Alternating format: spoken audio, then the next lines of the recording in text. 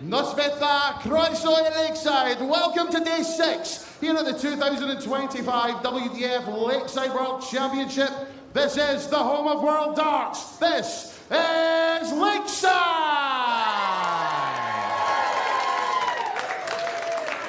We continue the second round of the Open competition, and we welcome to the stage a man who came through the Lakeside World Championship qualifiers. This year's Irish Classic semi-finalist from the Republic of Ireland, Chuckles Stephen Rosney.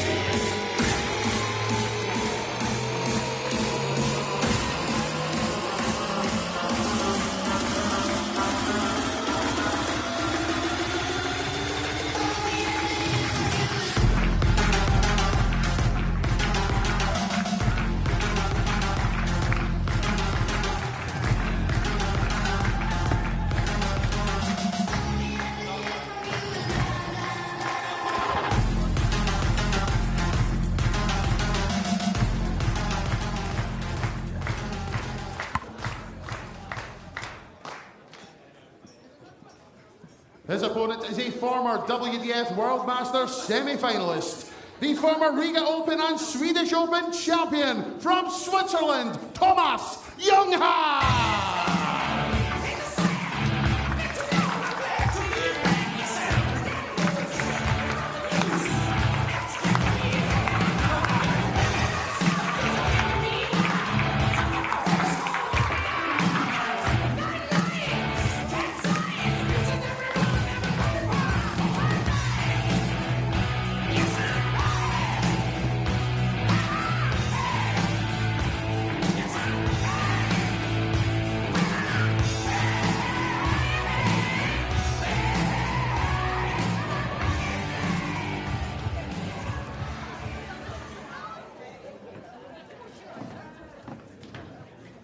Hello everyone and welcome along to the wonderful Lakeside for day 6 of this year's WDF World Darts Championship. You join us in round 2 of the Open Championship, and already there have been some headline-making performances.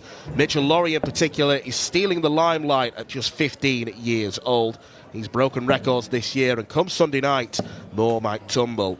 Last year's champion Shane McGurk has been rock solid on his title defence, but the star performer has been New Zealand's Ben Robb. The Kiwi ended the hopes of a former champion in Neil Duff on Monday evening. Tonight marks the final round 2 games of the Open tournament before the format is extended, and little by little we find out who's got what it takes to triumph on this famous stage. It is Switzerland against the Republic of Ireland to kick us off. Thomas Junghans comes here as the number 14 seed, won 5 titles in the WDF before, a quarter-finalist on this stage last year, and he takes on a debutant Stephen Rosney, who was excellent in dispatching Jim McEwan in round 1. In his first of 3 sets, in this Open Tournament competition in the company of myself, Dan McCarthy, and someone who won on this stage. Was it 10 years ago now, Scott Mitchell? Yeah, just over 10 years ago, but it still feels like yesterday, I have to say, Dan. But especially when you walk back through the auditorium today and you come through those front doors, it all comes flooding back. But yeah, it's all about somebody else experiencing that now here in 2025.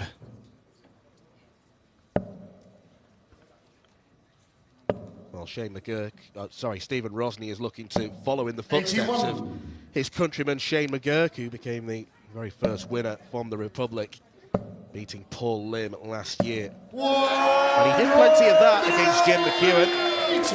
The scoring phase of the game was excellent in the qualifier, but it's a little bit untidy in some of his doubling.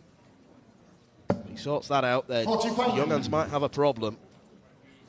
Yeah, I've known Stephen Rosney obviously through international play, Six Nations and things like that, and he's an absolute terrier at the board. You know, the fight that he has in him, and you could see it coming from a while ago, from stepping up from the international scene. He's then going to go on and start doing things individually with himself. And I was actually at the qualifiers in Hungary when he turned over Riccardo Castanelli, Italian, in the last game, and 60. His scoring was right on point and he never missed a double, and he deserves to be here. And now he's beat Jim McEwan as well.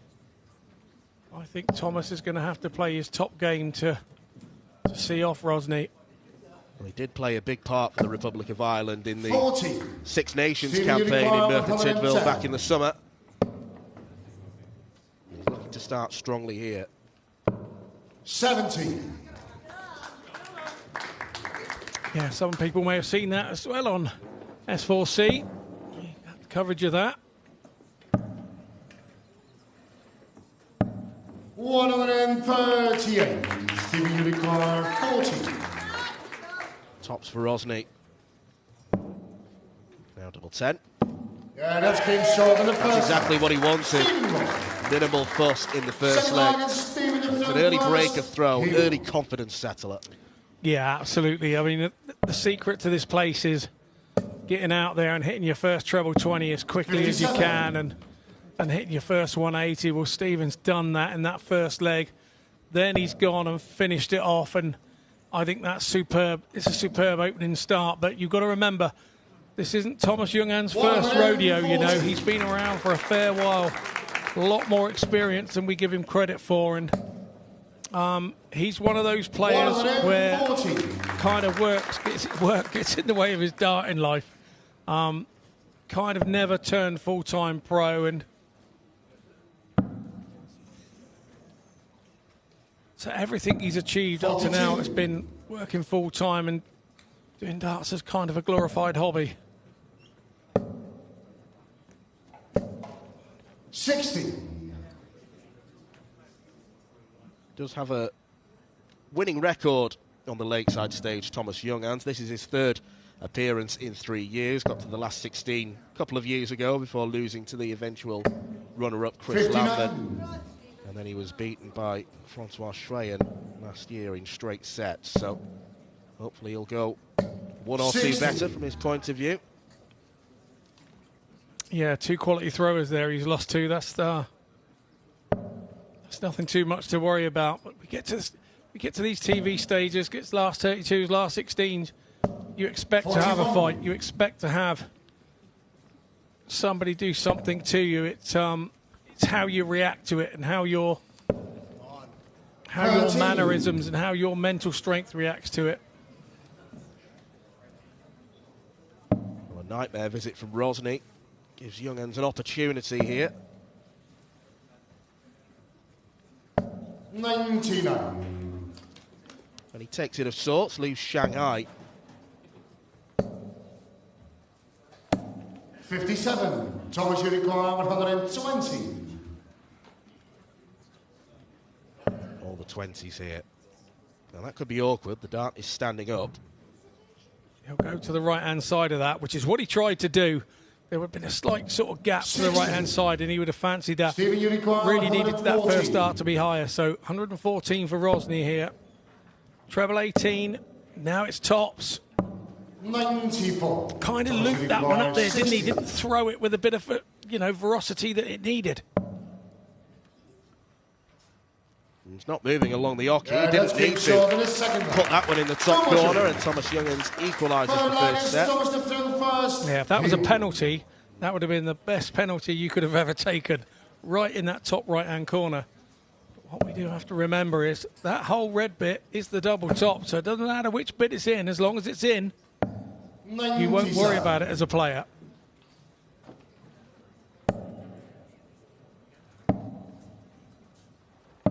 $65.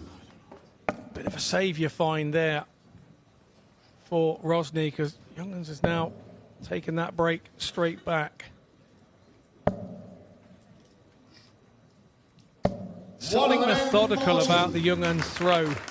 He will not be rushed. He will not be moved along. And as I say, you can see that Rosney's more of a rhythm thrower. I wouldn't go so far as to say a rat-tat-tat. He's not quite that quick. But the rhythm that he throws with is definitely a totally different pace than Junghans. And this is what fascinates people that don't play darts regularly. They don't understand how sometimes, if you're quite a quick player, how difficult it is to deal with a slower player. A slower player is always able to deal with a quicker player. That's not a problem to them. It's usually another player of similar pace that causes a problem to a more deliberate thrower. 60.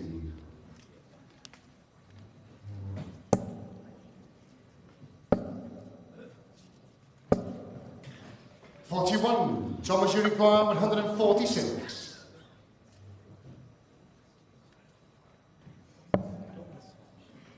Well, a pretty wild effort at treble 20. Yeah, well, generally 146.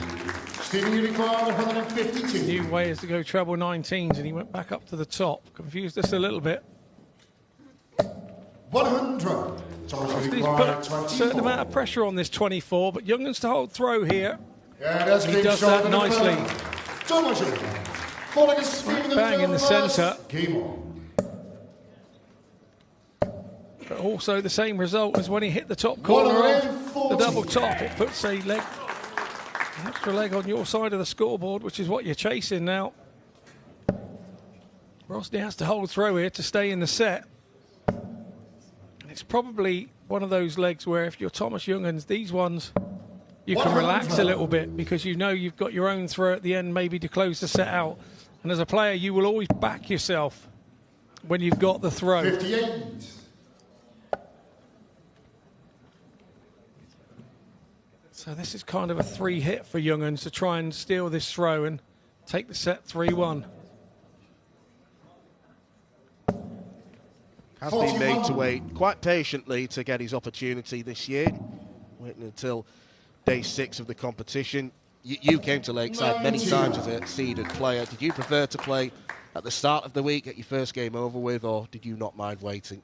I played the first game on a couple of occasions, and I have to be honest with you, I lost one of them, and I was on my way home by about 20-1 on the first Saturday. And, back in those days when we were on BBC Live, it was only match 2 that came onto the screens live. So I was actually already home and gone before the BBC coverage started.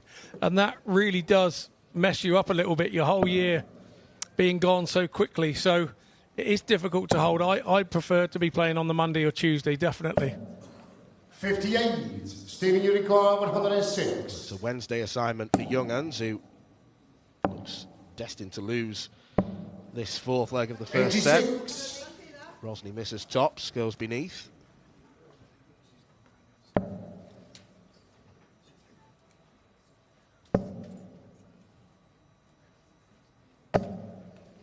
$95. Stephen, you require 20. So then for 2-2, Rosney takes it. Very assertive on that one.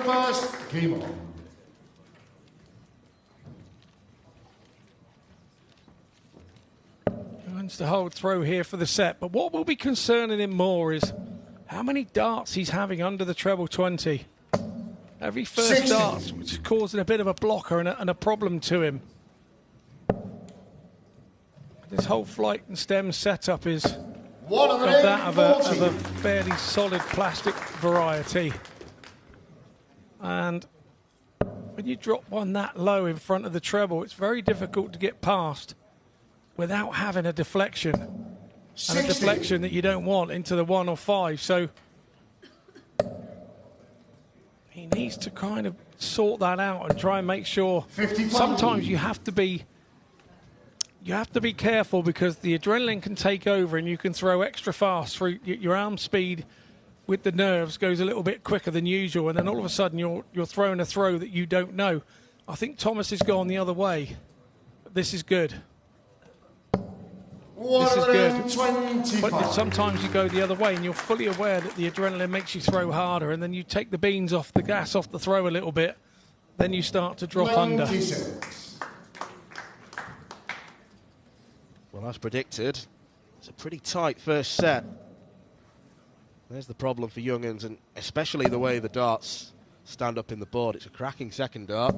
100. Decent enough third one. Leaves him 156. Rosney's looking to leave himself under that, and that he has done. 156.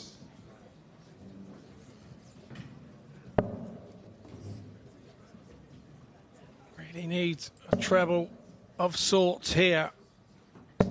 100. And that is a big last dart. You feel Rosney has to get this 110 now for the set. 10 for tops. 70. That's a set dart gone a begging. Thomas, you require 56. Thomas has been pretty handy on the doubles, 2 from 2 so far. And he making a perfect hat trick. Not this time. Double 10, last chance. 46. He felt him tighten up. Rosney rightly taking his time here. 40. He knows how important this is because he has the throw in set 2 as well. And he does have a tendency to celebrate, does Rosney, when good things happen to him. As you can see, a roar of approval from himself. Almost as if you've seen him play before. Second set, first leg, it's Stephen. Well, that's the first set to Stephen Rosney against the darts, so fabulous opportunity to move forward here. 140. That's a good opening throw in set 2.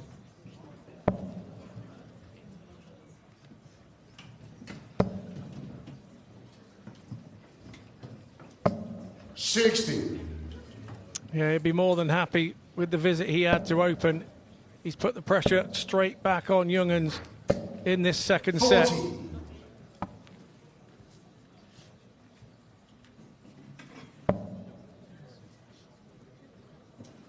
Still done enough to qualify for Lakeside this year, but it's not been a stellar campaign. 5 WDF titles, as mentioned, but none of them since 2023. Has reached a couple of finals, so indicative of decent form. But it's such an open field, quite literally in the open tournament. We've already seen some big name seeded players depart. Biggest name probably the former winner Neil Duff, who was beaten soundly by Ben Robb on Monday evening. The 96 average as well, so 100. Kiwi could be one to look for. Yeah, very much so. Very impressive from Big Rig, and he for me was one that I had down. I thought he could go deep into this tournament. Taking out the former 2022 champion is the way to get people to stand up and notice you. Here goes Rosney. Talk about stand up and make people notice. Nice bullseye finish on the 86 for Rosney there. And again, his roar is just starting to come through. He's building up his confidence. 100. Not just a clash of playing styles, but a clash of personalities as well. 89. Rosney a fiery Irishman, and Thomas Junghans quite stony-faced up there. Changes to the expressions.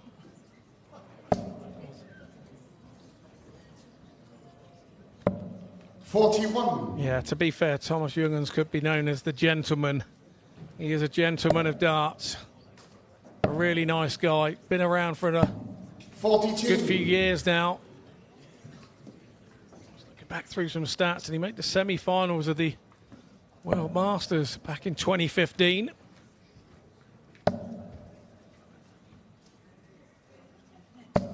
.100.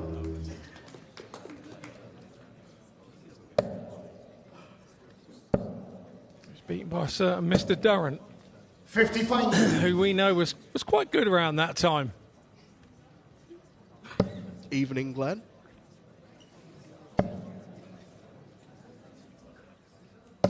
.100.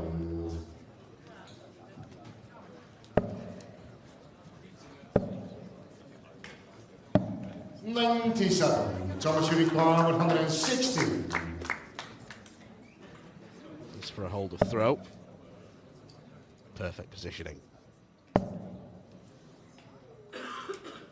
140. Well, he handily leaves himself placed on double 10. Rosney battled 218. This should be Junghans' leg. Yeah, we've heard all that before, mate. Shoulda, woulda, coulda. You've got to get on with it. Be positive.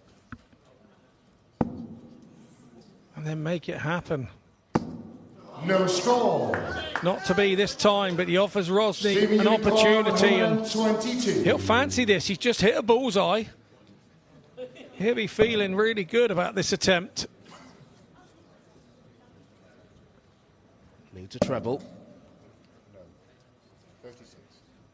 With the way Rosney's darts go in, they sort of slightly, the tail end kicks 61. right and makes the job more difficult there on that treble 18 once you go inside the treble. Dart had been outside, he'd been able to use it. Junghans really has to show here. No score. He's gone in the wrong bed. So if he wasn't having any bad luck, he'd be having no luck at all. Well, it's a bad mistake from Thomas Junghans. Double 4 for Yeah, that's Rosney. been short in the second one. And he finds the target. Thomas Junghans royally punished for that dart in double 15. Third line is Stephen the throw It's an first. error to make, Came because if you're going for double 10, you should be aiming high in the bed. If you do go into the next one, it's double 6, and there's still an outshot possible. When you're straight up and down thrower like Thomas is, his arm goes up and down dead straight. So the doubles on the outside are probably slightly more favourable than, say, a tops or a double 19 or whatever. But for me, when you've got one so close to the wire there on double 10, you want to throw your second dart just inside. And what everybody tends to 60. do, me included, all the top players, you tend to throw it a little bit softer to try and get it on the inside. And unfortunately, he had the right line, but unfortunately the wrong trajectory. Because he threw it softer, the way that darts works, the gravitational force, it goes lower because it hasn't got the forward momentum. And unfortunately for him, it went in double 15. It's the typical gravitational force physics type question. And the faster it goes forward, the less it gets pulled to the floor. And he took a few beans off the throw, and unfortunately dropped into double 15. 45. Gravitational force physics, my learned friend. Absolutely. Yeah, I dropped out of physics when I was 13. So I don't know where that came from, I've got to be honest with you.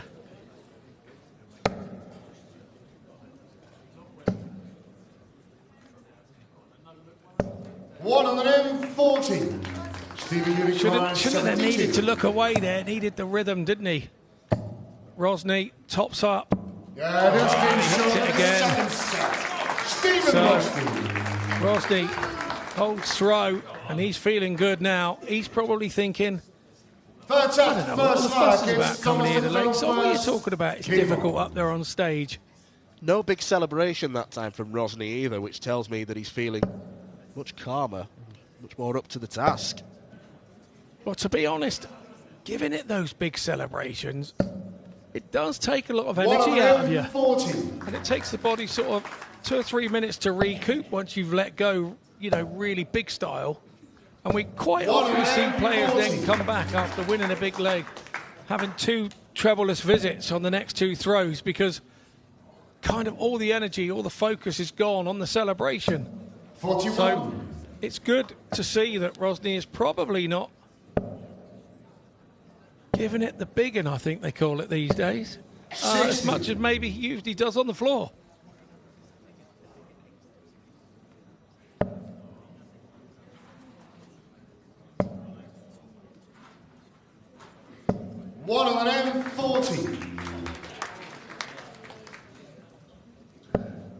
Fans young and old in attendance at Lakeside. 97.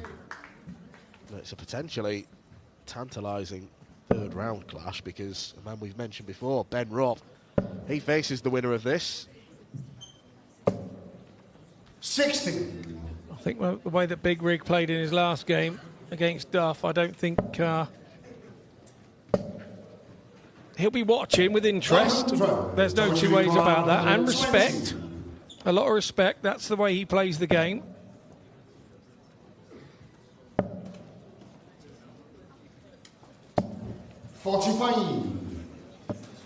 Stephen, you require 104. Just a few too many darts wayward for Junghans, and every time he makes a mistake, that man Rosney seems to be there to sort the problem out. 84. And he's done it again with that last saviour dart in the treble. But they always drop in when you're 2 sets up. They don't go in when you're 2 sets down. Well, Thomas Junghans has lost the last 5 legs, and he might lose this one. You cannot afford to make mistakes like that. Missing the big 18, 20. And then to add insult to injury, he misses the big 17. Stephen, you require 20. Double 10 for Rosney. Would be another break of throw. Stephen Rosney is cruising towards round 3 here. Thomas Junghans has been caught cold. Stephen, the throw first. He really is having it his own way, Rosney. He's done some good stuff in that first set to get himself in the front. 100. Since then, you have to say Junghans has made the odd mistake and opened the door and let him in. Well, the big weakness from Rosney's first round match, yes, it was a straight sets win against Jim McEwan. Took far too many opportunities at double. This time round, 7 from 12. 100. Can't argue with that. No, definitely not. And I did feel for Jim McEwan a bit. He was out of sorts, wasn't he? And Jim's usually a lot better than that. I think he has been sort of nursing a shoulder injury 83. over most of 2025, really. But still managed to make it here. 3 in, is there? Big deflection. You can see Rosney's now smiling. He's starting to enjoy himself. The Lakeside stage holds no fear now for Rosney. 128.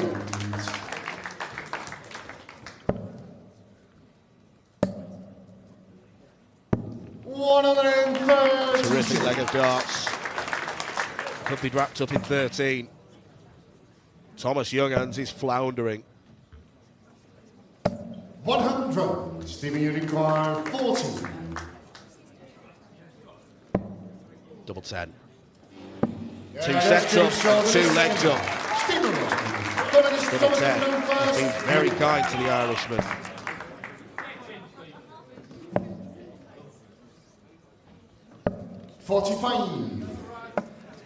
Must be so demoralising to have done much of the tour this year as Thomas does. Does try and travel and play in as many events as possible. 41. He has travelled to Lakeside. He's played 1 game, and in the space of about 25 minutes, it could be done. Yeah, it can hurt. I remember 62. doing this once myself, and it was against the great Martin Adams in my early days. He beat me in 21 minutes, 3 sets to 0. I think I mustered 1 leg. It was the biggest cheer of the game, by the way. I will have that. 100. For yourself. For me, yeah, from the crowd, because I don't think they wanted to see me bageled. I think that was the thing. But yeah, it's a horrible feeling up there. 60. You just want the ground to open up and swallow you.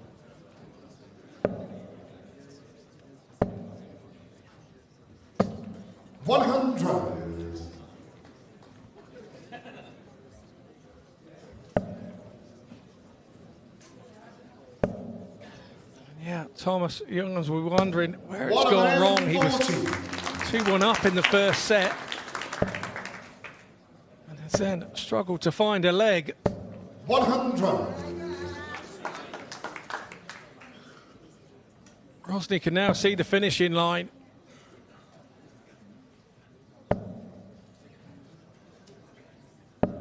$58. Stevie Unicorn, 160.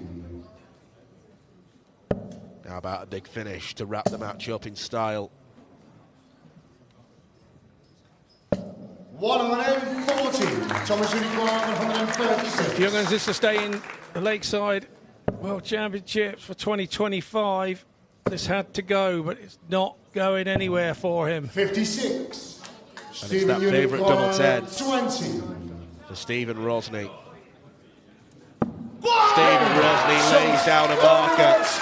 He beat Jim McEwan 3-0, and he has beaten Switzerland's Thomas Junghans by the same scoreline. It was an emphatic display from the Irishman.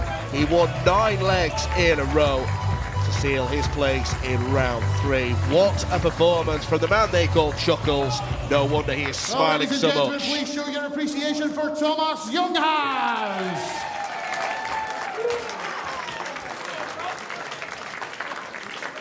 And on to round 3, Stephen Rosney!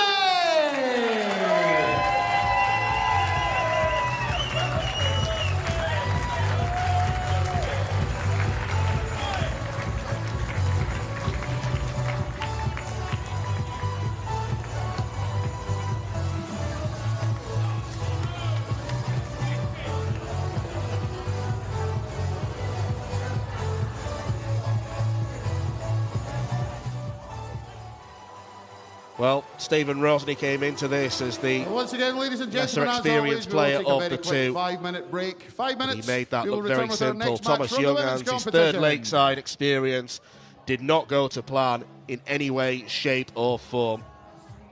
Double 10 was great for Stephen Rosney, who kicks the evening off with a 3-0 win against Thomas Junghans.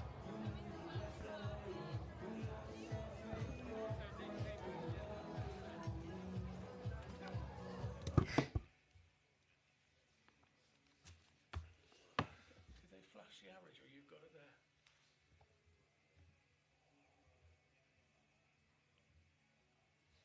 Uh, 89 v 79.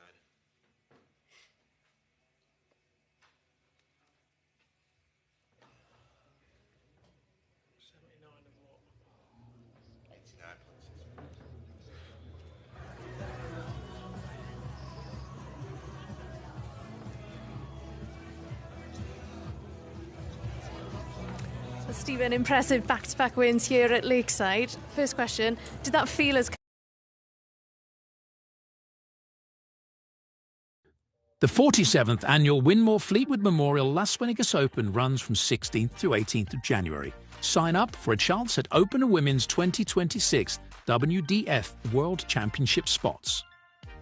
The Romanian Darts Festival is 23rd to 25th of January.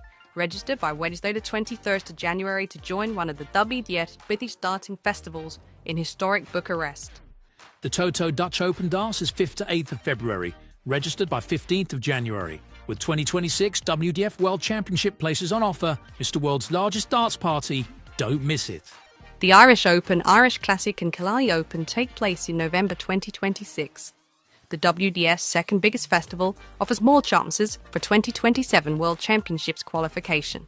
For more details on each tournament, visit the link in the description. Special thanks to sponsors and partners Target, Luke 1977, Master Cooler, Domberg, and broadcast partner S4C. Head, how are you feeling? How far are you determined to go this year?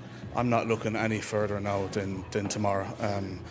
Whoever I play tomorrow, I know I'm going to have a really tough game. So it's the last 16. You're coming up again. Look, there's so many top players in this tournament, and so many top players that are gone from this tournament already. I'm not looking past tomorrow because, like I said again, on Sunday when I won, if I don't win tomorrow, I ain't making the final. So I got to focus on tomorrow first and try to get that job done before I look anyways towards a final or a semi or whatever. You're not feeling the pressure then? Pressure's for tires. Pressure's for tires. Stephen, thank you very much. We'll see you in the next round. Thanks. Felly, ni am troi ein ffocws ni nawr at pencampwriaeth y merched. Sophie McKinlay o'r Alban yn erbyn Paige Pauling o Loegr. Nawr ddwy seren ifanc yma nath gyrraedd y ffeinal yma llynedd, ond mae'r ddwy o nhw'n ffrindiau pennaf.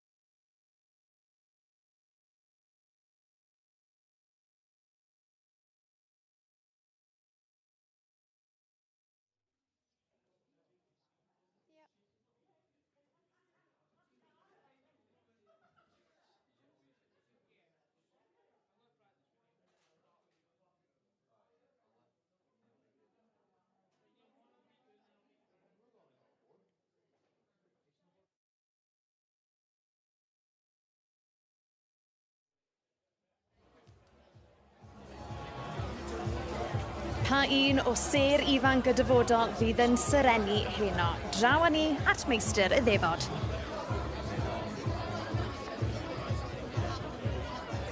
We return to the women's competition here at the 2025 WDF Lakeside World Championship. And we welcome to the stage, first of all, the winner of 3 world ranking titles this year. She is the reigning British Open champion. She is the reigning WDF Lakeside Girls World Champion from England, Paige Pauling.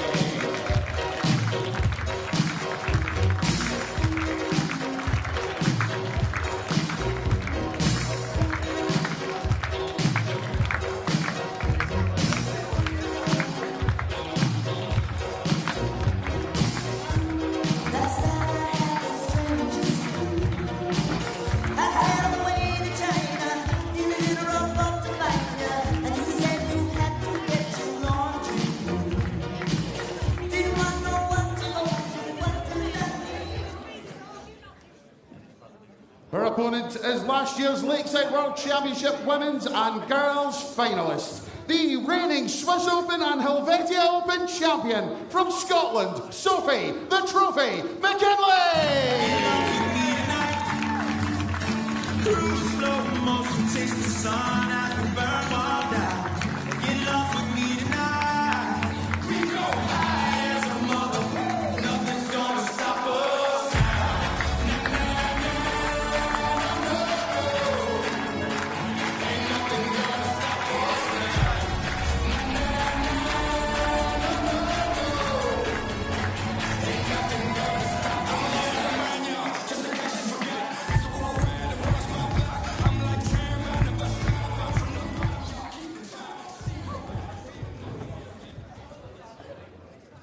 We now turn our attention to the women's draw.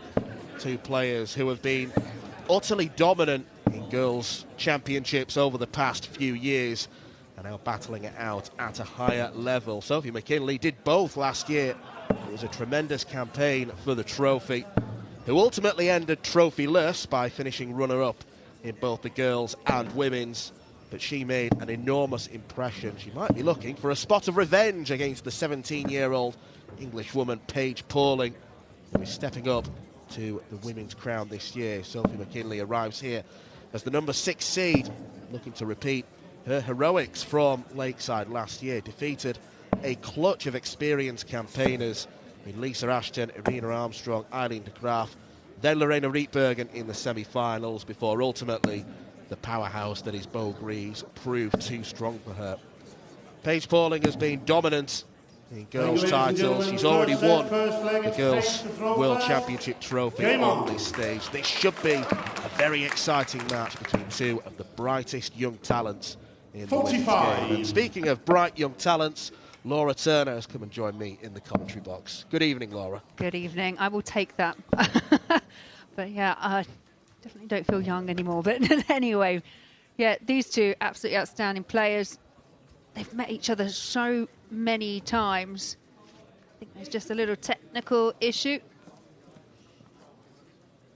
Referee just halting play just whilst they correct the score. Yeah, I think we do have an issue with the Dart Connect scoreboard that is being used by the officials. Referee Christian Sorensen just with the outstretched arm telling Sophie to get back.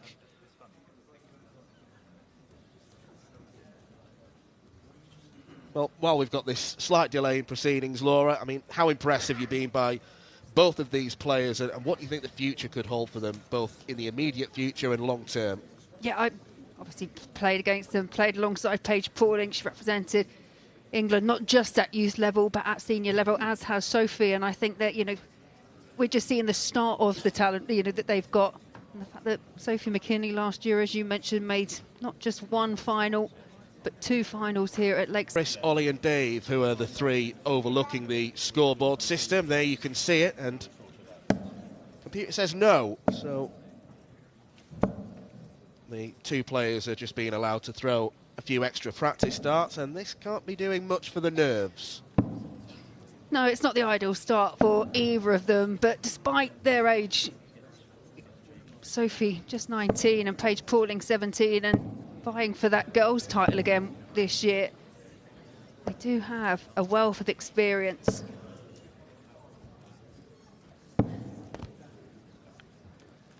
Well, the scores are now inputted correctly. Christian Sorensen, our referee, has said that they can have 3 more practice darts apiece. And we'll restart the game. Sometimes technical problems can happen that are out of anyone's control, but we're about to get back underway.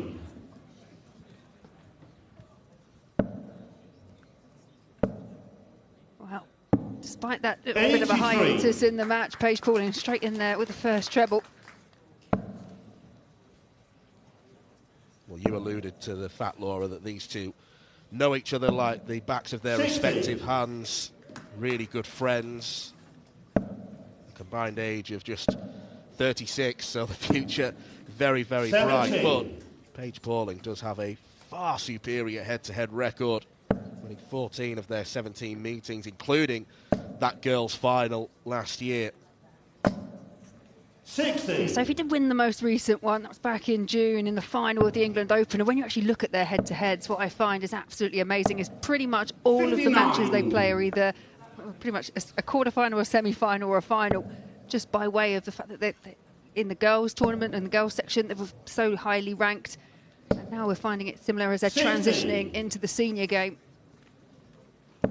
Well, Paige is on 2-4-4 after 12 darts. 58. Doesn't get down to a finish. Sophie on 2-7-8, who's kept the darts straight by and large, but failed to find any big trebles so far. 60. 186 left for Paige Pauling, who's got such a 52. Refreshingly business-like approach to darts. Nothing seems to faze her. Yeah, I think you can make the same argument for both players. They play with a kind of level of confidence and maturity that perhaps defies their actual ages. They are both prolific winners. Double 10. 124. Just goes inside. Sophie required 97. Treble 18. Single 20. We'll leave her 57. handy on tops, but this is double 10. 5. To go 1-0 up. Early settler for Paige Pauling, particularly with the delay owing to issues with the scoreboard.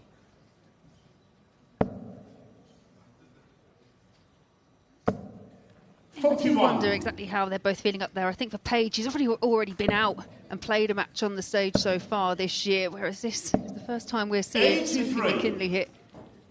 Just wonder if, when you've had that extra game, that extra settler, does that help? I think for me, well, not that I ever got past the first round here, but I do think it would be a settler. 60. Well, when the draw was made, obviously Paige had to deal with the challenge of Lisa Zollikofer, but I do believe so many were looking at this as a potential second round draw and thinking this could be one of the most exciting games of the women's tournament. 100. Did indeed beat Lisa Zollikofer quite comfortably as well. 59. A pair of them, they do find themselves in quite a tough section of the draw because the winner goes through. They'll play the winner of Deta Hedman or Makuru Suzuki. Suzuki already had to negotiate Kirsty Viinikainen, who was one of the favourites coming into the tournament. So, yeah, it's a difficult part of the draw to try and negotiate, but part one for these two is getting past one another. Looking at the 39 lineups there in that quarter, the quarter of death, I think you could certainly ascribe that to.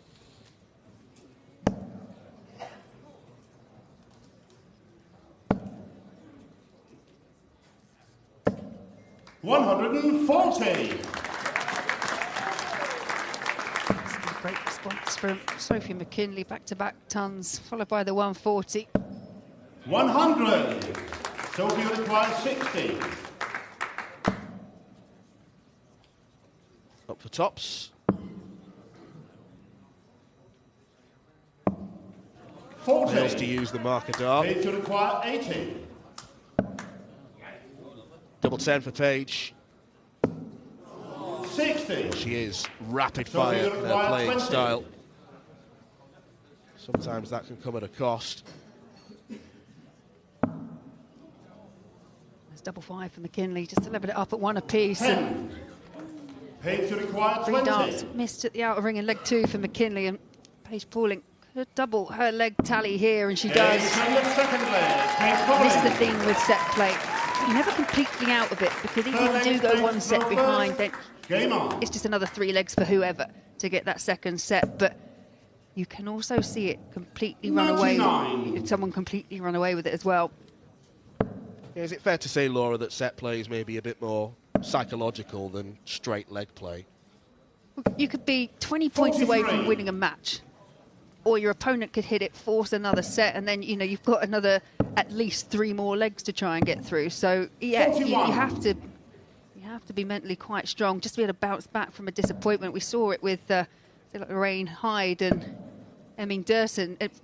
13 match darts in set 2. And just couldn't bounce back from the disappointment in that deciding set. 121.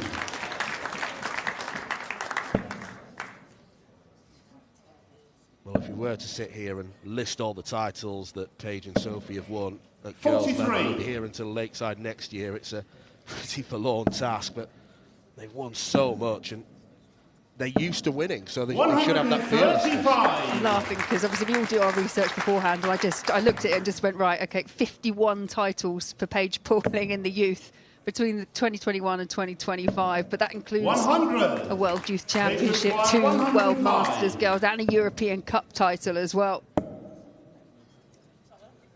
Wrong side of the wire, so 79 remaining.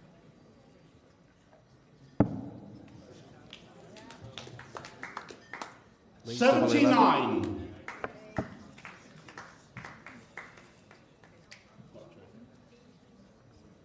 Check. Paige's last score was 83.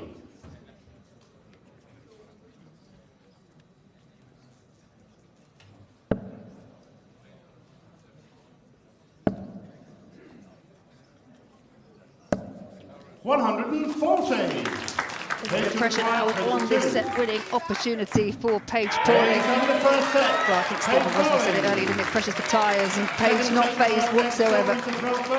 Game on. so laid back she's nearly horizontal. 60.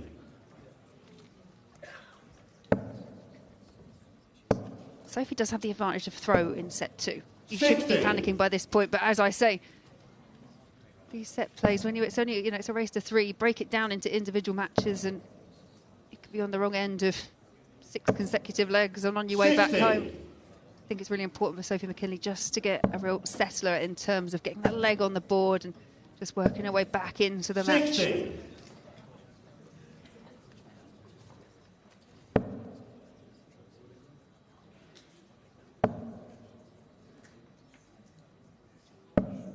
100. In a similar manner to the first match we saw, Stephen Rosney's 3-0 win over Thomas Junghans. It is 2 different playing styles. Sophie more methodical, not a slow player by any means, but there is more of a delay in the release of the dart. 43. Paige Pauling already up to the oche, much more rapid in her rhythm. 45. Sophie McKinlay picked up 4 titles in 2025 on the seniors side. Did double over in Switzerland, won the Swedish Masters and the England Open. 81. With Pauling picked up the very prestigious British Open, won in Estonia, and the Irish Classic. 100.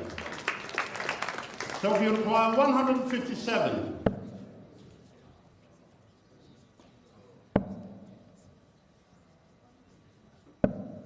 43. Paige to require 140. 40 finish. He's not going to go. Now a ton is what she wants. 45. Sophie require 114. Lucky deflection with the last dart. 17. Oh, she's missed the big number. 74. Paige This to really require isn't out of 95. the remit of Paige Pauling. Double 19. 57. Too quick for the camera. Sophie require 40. Games on the first leg. Sophie does get her first leg on board. Paige throw first. Game on.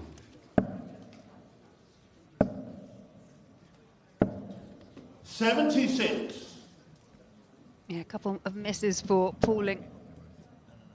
This match could have really taken a different turn because just felt it was important for Sophie McKinlay just to get that leg on the board. She was really up against it in her opener when she came here on debut last year. She ran into Lisa Ashton, and 59. the rest is really history. Made it all the way through to the final. It was that first game against Lisa that set her up. I don't think anyone was giving Sophie McKinlay much of a chance against somebody who's won here 4 times previously. Played some good stuff at the time, but Sophie put on a serious display and everyone sat up and took note.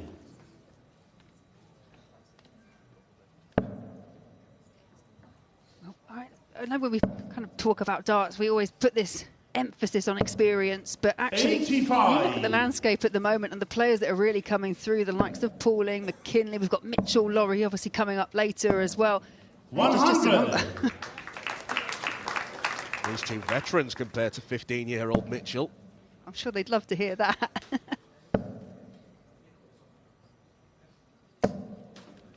60. Lots of exciting talent coming through. Just look at the landscape of darts at the moment, 42. the academies and having people on waiting lists. I just think it's just going to get better and better.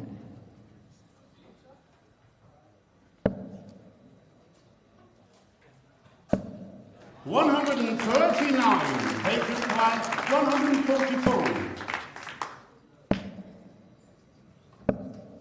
41. Sophie now just 74. to go through the gears.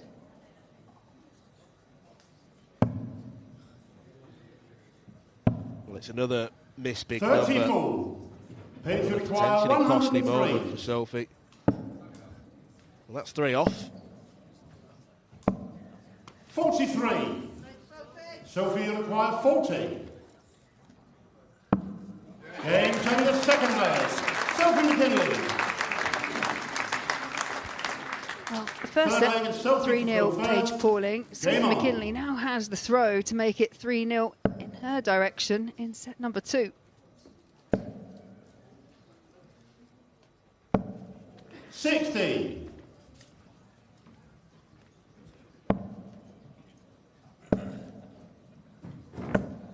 100.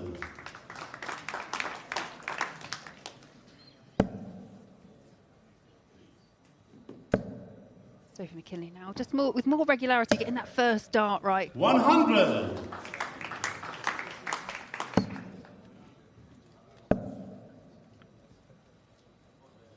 Yeah, she's a lovely technician, Sophie, and she's keeping the darts nice and straight, but the challenge after the first set was to keep them tighter to the treble, and that's what she's doing. Yeah, technically, mechanically, it's quite a straightforward throw for McKinlay. Very little movement in the body, so it's quite easy for her to replicate it, and that's really important in darts. 42.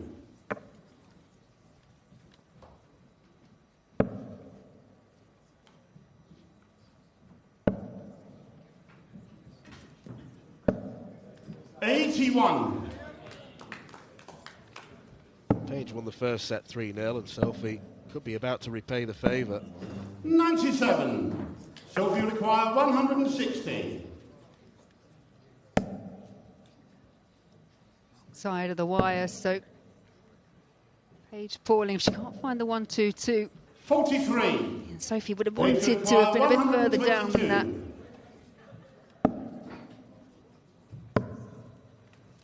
97. Well, she did find the treble 18 with the second dart. So close to pinning the bullseye. 117 for Sophie. And again, it's the same old story of getting the single 92. number wrong. Paige to require 25. Third time it's happened, and will she be punished? No A score. big slip for Paige Pauling and a left off for Sophie McKinlay. Well, she was going 5 for double 10. It's now double 4. And it's just incredible, really. Sophie McKinlay takes the second set. She's hit 3 from 3 on the doubles, but it's the big numbers that she's struggling with. I was going to say, it's not very often that you have a higher doubles percentage than you do hitting a single number on the board, but hey, she got there in the end, and it is one apiece.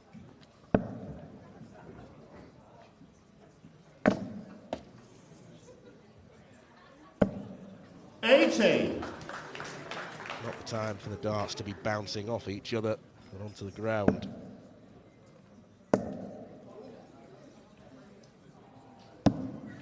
She just didn't like the angle because it looked, from our point of view, a lot of space left in the treble 20. 100. But this match between the pair just warming up nicely. 58.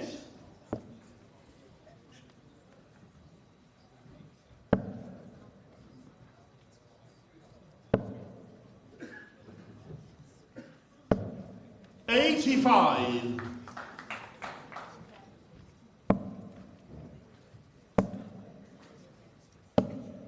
41. Just as it was as important in set 2 for Sophie McKinlay to have picked up a leg, now it's very important for Paige Pauling just to stop this little run that Sophie McKinlay's on. She's won the last 3. 100. And it's Sophie McKinlay first down to a finish. 30. Sophie require 136.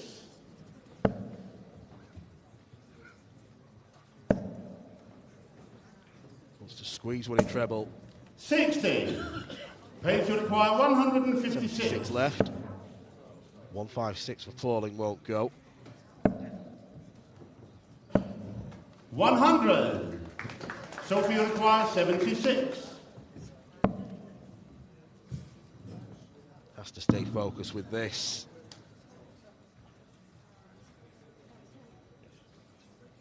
Well, I'm sure this is slowly enraging her inside. 51. Page to require 56. Adjustments for the single numbers. And now Page has done the same, but corrected with the second. 40. Interesting, that pause Sophie there from Page. You 25. don't normally see that from her. She was just putting a bit more onus on that. She was trying to get back in the match. Games on the first leg. Crucial clutch double from Sophie McKinlay, and Paige Pauling. No wonder she's scratching her head, because Sophie has made so many unforced errors, and yet she's leading the match. We often say it's all about timing, and Sophie's just been there at the right time to pin the doubles. The doubling itself has not been the issue for McKinlay, but getting down to the correct double, that has proved problematic at times. 5. That's problematic, to say the least. Even though Sophie McKinlay is the 100. seeded player in this tie, Paige Pauling went off as favourite. I think that's probably because of her sheer title haul. Well, she is a bit younger than Sophie, so she's spoken about more. And obviously has been a title winner on this stage. 140. Sophie McKinlay last year, I think she was quite happy to go under the radar and made it all the way to a final. A raise at the arm from Paige Pauling. She pins the first match of the match.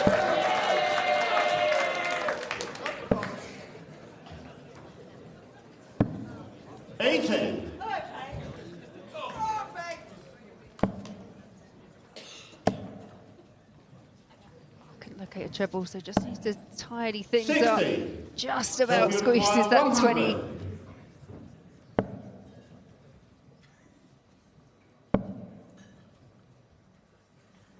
Well, the first 180 of the match 60. scored by Paige may be rendered pointless because she had 2 horror visits beforehand. 58. Sophie, you require 40. This is the area where Sophie. That's way off, but can she make the adjustment? It's double 10. 30.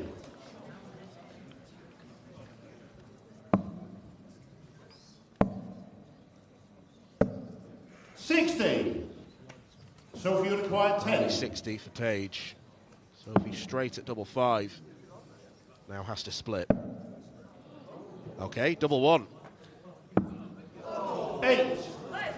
Paige, you require She can feel Paige is 114. going to have to take out finishes like this, and first art, absolute disaster. Shake of the head from Paige Pauling.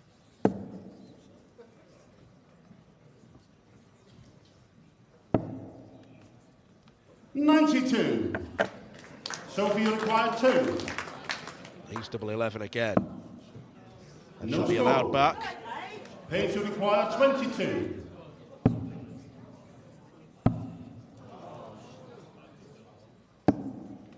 $20. Sophie, you require 2. What a farcical leg. We're going to a 9th visit. 2 up, 1 in. No score. Well, they were 3 really well thrown darts, but so for the lifeline here once again to Paige.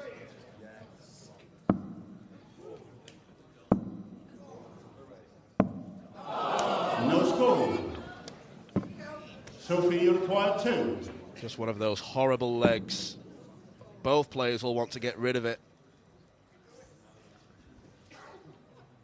There's now 11 misses for Sophie. No score. Devilish dozen. Paige, you require 2. I really can empathise with this. Myself and Corinne Hammer notoriously got rather embroiled on a leg where we were both stuck on double 1 for a considerable amount of time.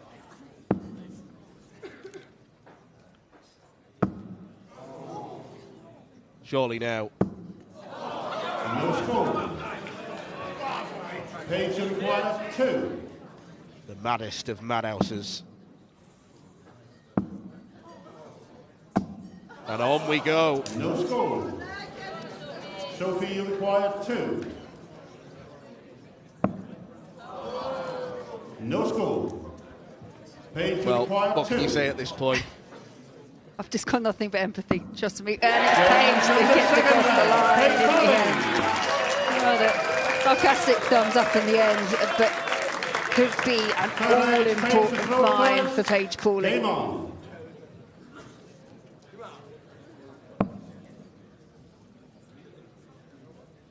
It's really horrible when you get into those kind of situations. I'm sure 83. A lot of players at any level will say that they've just had one of those legs where neither player could get out, and you almost start willing your opponent to hit it because you just want it to be finished. 140.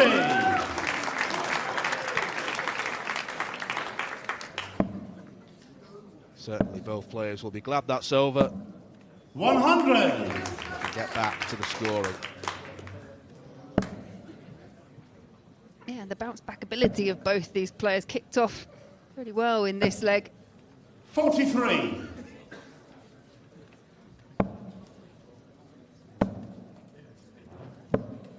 60.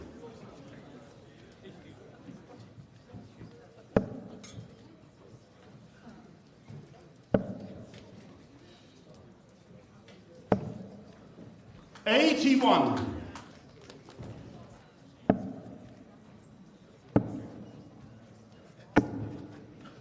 41.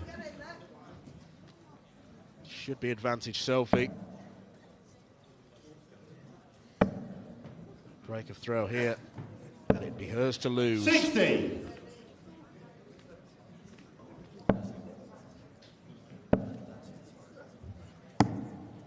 59. Oh, it's Pauling that's first down to a finish, but Sophie is going to be on something a lot more manageable after this visit. A lot more manageable indeed. 137. Paige will require 158.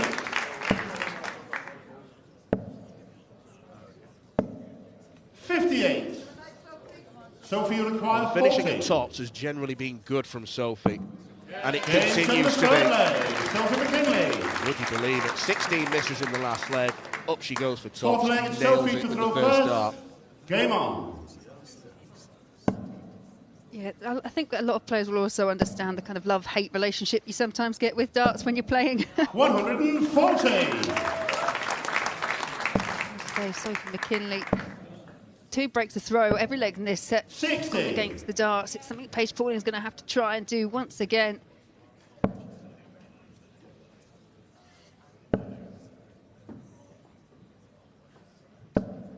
100.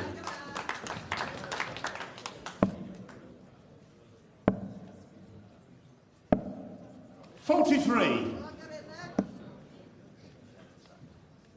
Just as Sophie McKinlay starts finding those big trebles again. Shake of the head there you saw from 41. Paige Pauling.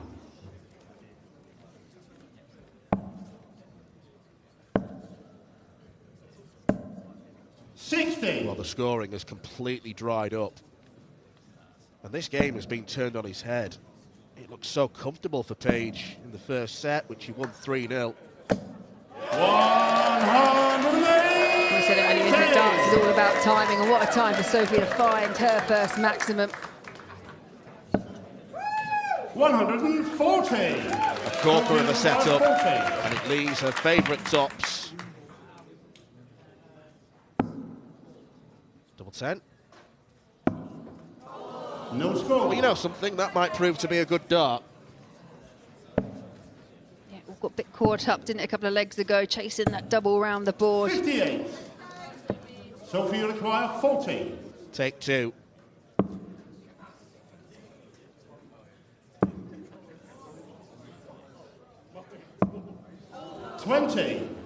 Paige will require 140. Darts come and gone for Sophie McKinlay, and she's going to get more.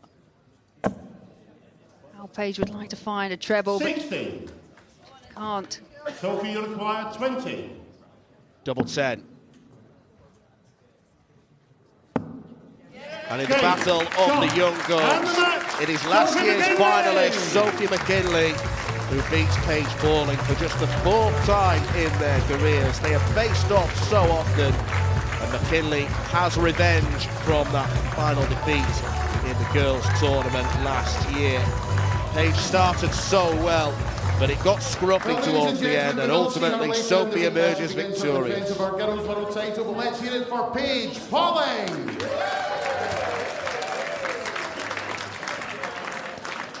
And into the quarterfinals, Sophie McKinlay.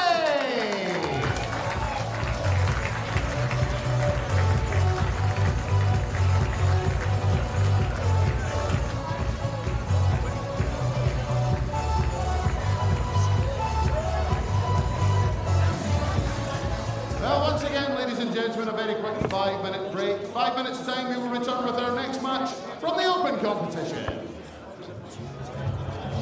Well, this was a highly anticipated game between two of the best young players in the women's game. But it was the older competitor, Sophie McKinlay, who came out on top. She had to do it the difficult way, coming from a set down. And it was superior finishing from Sophie that got her the win by 2-1.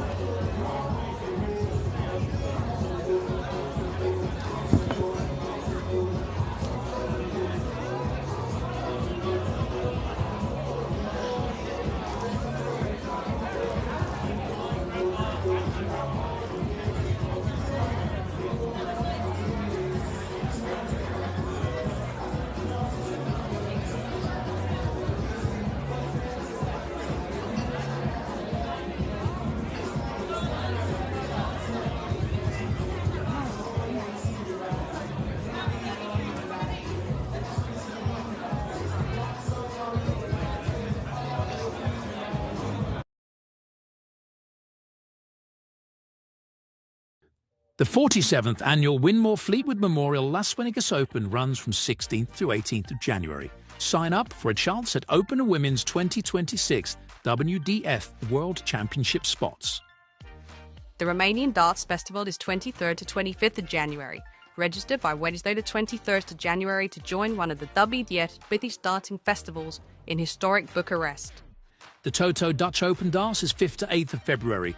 Registered by 15th of January. With 2026 WDF World Championship places on offer, Mr. World's largest darts party. Don't miss it. The Irish Open, Irish Classic and Killarney Open take place in November 2026. The WDF's second biggest festival offers more chances for 2027 World Championships qualification. For more details on each tournament, visit the link in the description. Special thanks to sponsors and partners Target, Luke 1977, Master Cooler, Domberg, and broadcast partner S4C.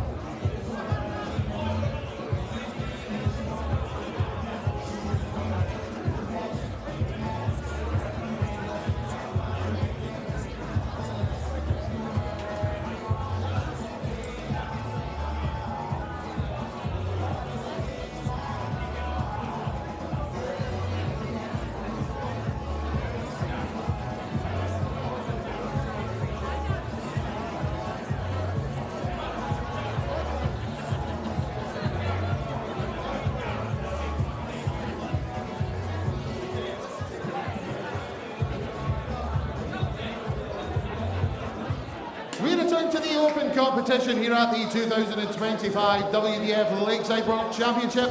And we welcome to the stage last year's Lakeside World Championship Open Youth finalists, the reigning Italian Open and Czech Open champion from England, the Interceptor, Jensen Walker.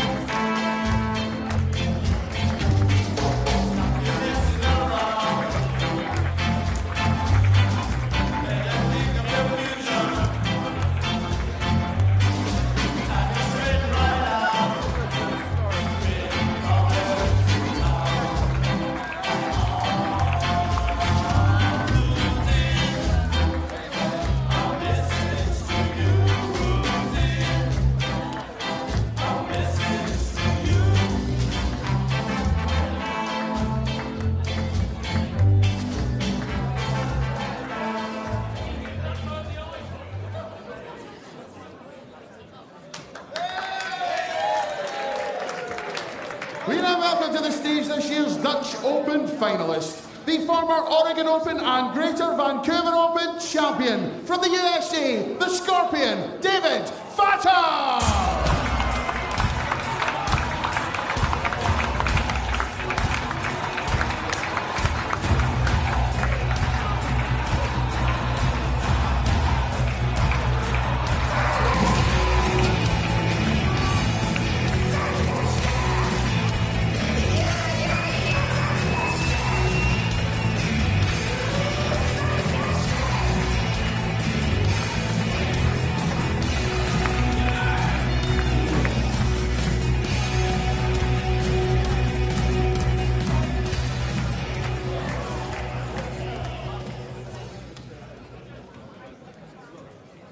David Fatam is the first of two Americans we're going to see in action on the Lakeside stage this evening. Up against Jensen Walker, a young Englishman who you could arguably say arrives into this tournament as the most informed player in the open field. 2 titles in 2 weeks in Malta and Czechia, nicknamed the Interceptor, with a rather different shirt to one that he wore in his first round win against Brejcha. Takes on the 57-year-old, the Scorpion, David Fatam. Quite literally one of the most colourful characters in the field at Lakeside this year. Perhaps expect to see a few on-stage antics. Now, when we see American players at Lakeside, it tends to be one of their only outings in Europe over the course of a calendar year. But Fatam has been playing a lot of darts on the European continent. He did finish as runner-up in the Dutch Open, which is a monstrously difficult tournament for anyone to go far in. Lost out to Jeffrey Sparadans in the final. He takes on Jensen Walker, a real battle of the generations. Scott Mitchell, how do you see this one going between two very talented players from different eras? Yeah, well, I think if you were a betting man, you wouldn't look 43. Knowing what you know as a player, having been here, to come in off the back of 2 titles in a couple of weeks before you come here, you're never going to feel better than that. You're going to feel on top of your game. So probably because of that, I give Jensen Walker the edge here. 97. But Dave Fatam, he's been in the game for an awful long time.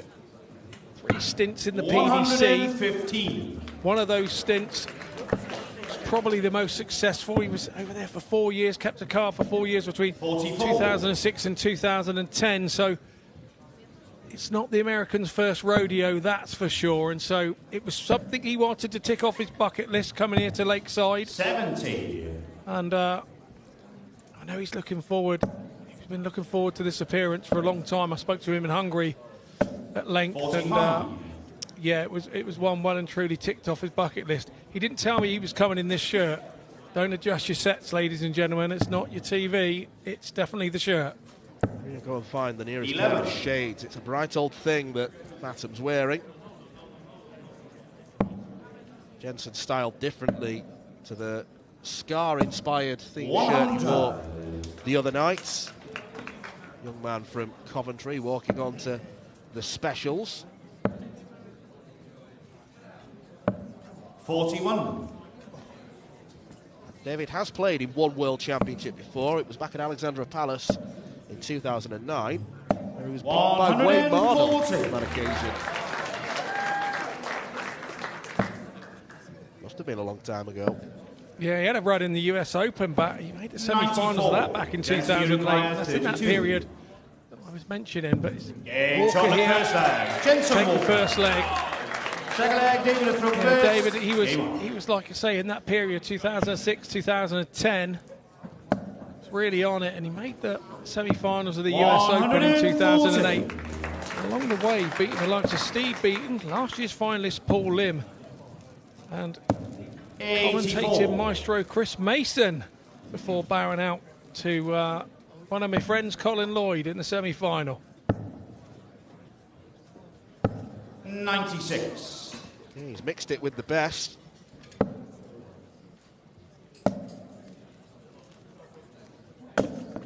If he wins here, he'll be mixing it with one of the best at Lakeside this year, because Raymond Smith, the 11 seed, awaits the winner.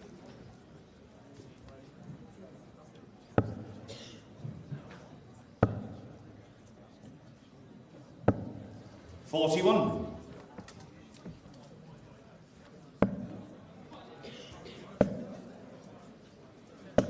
$100.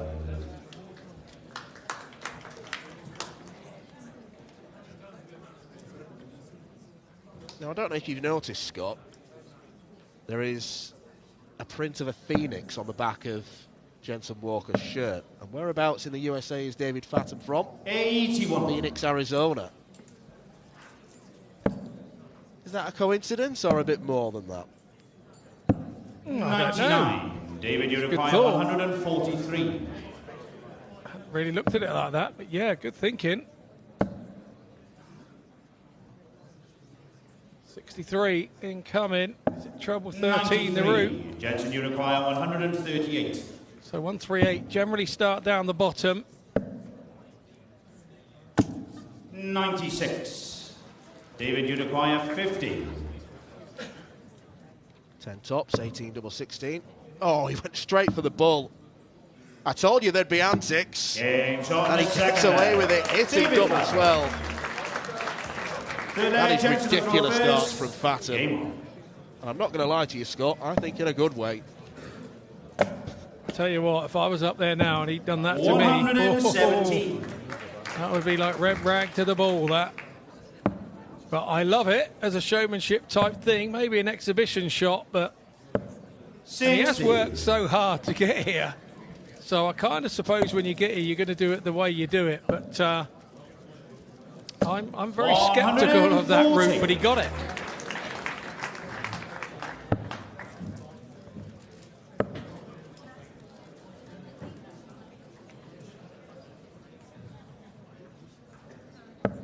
$40.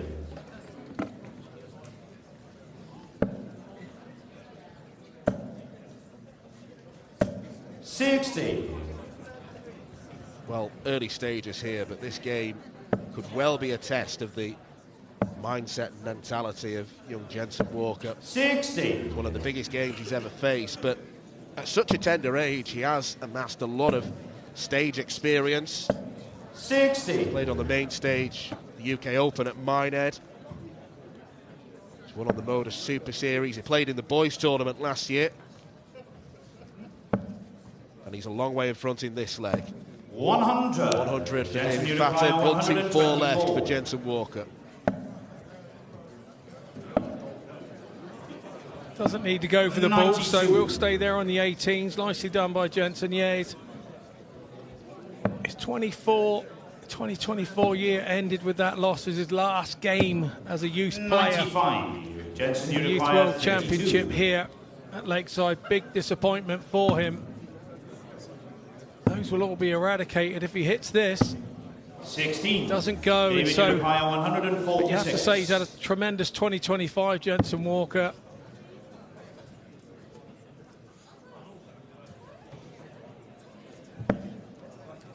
$140 left, so I should stay on top. 26. Jensen, you require 16. Not a good leg for the American. Game Great one for Walker because he's won it in 19.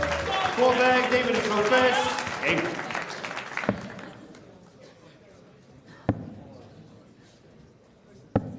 Thanks to Ross Montgomery watching up in Scotland, our last senior world champion. Thank you for the kind message, sir. I bet he's waiting to watch Mitchell Lawrie, I reckon. 96. Oh, you meant yourself then? No, not me. Well, that'd be some comeback. 60. I think I could get confused for Mitchell Lawrie in any way, shape or form. 41. Frustration there. Fatum. 134.45.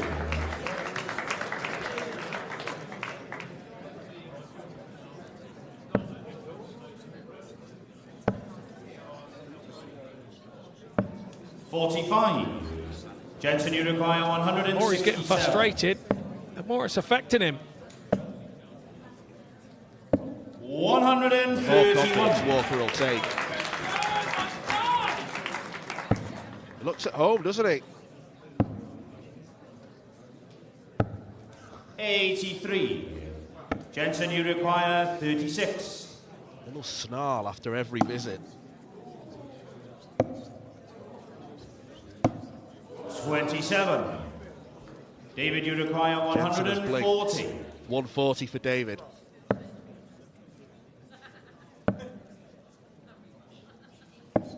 $58. Jensen, you require 9. 144 then for Walker. 5. Not to be. David, you require First 82. sign we see of disappointment from Jensen.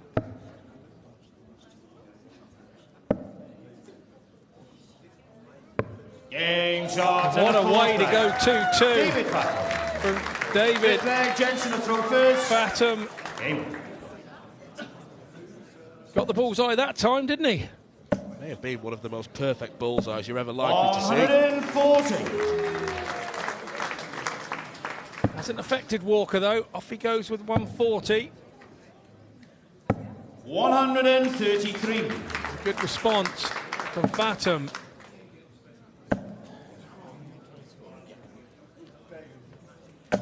$140. Not sure why he asked there. You're on 3-6-1. Fill it up, Nipper. Fill it up. 98.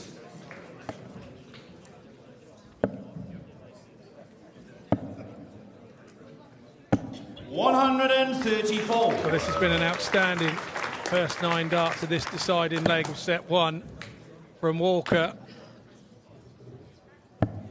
68. Jensen, you require 87. Not a happy boy. 47. Walker's happy to leave tops. Yeah, he knows he's returning. Fatum on 202. Really needs a couple trebles here to pressure the shot. Jensen, you require 40. Tops now for Walker to take the first set. Jensen Walker. Much more routine final leg of that first set.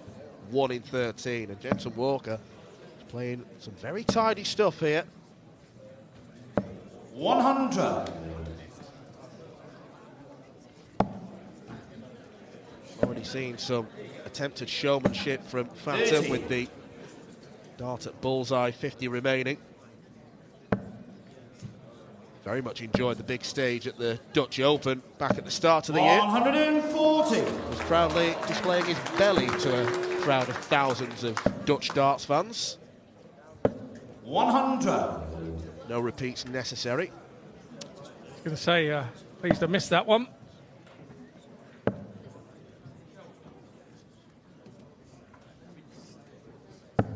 $84.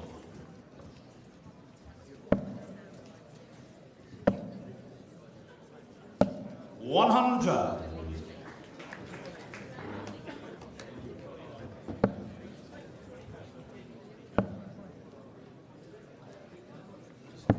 $99.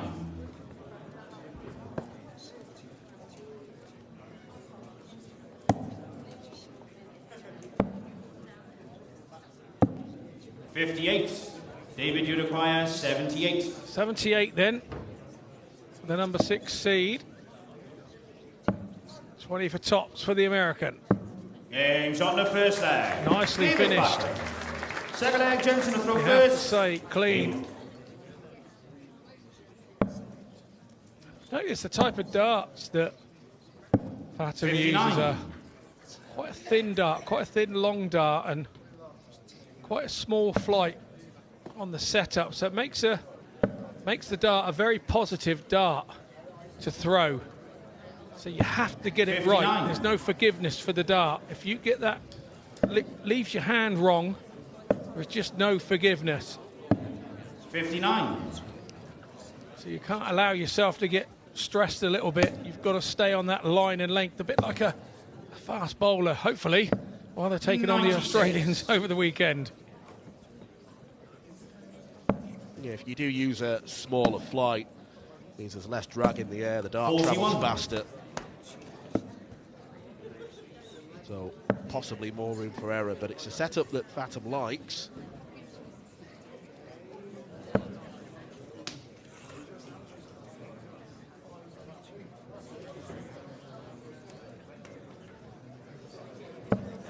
$45.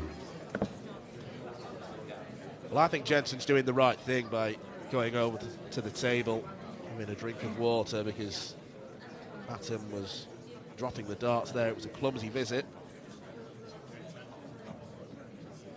He's got a battle here. 100. That's how the cup paid to that.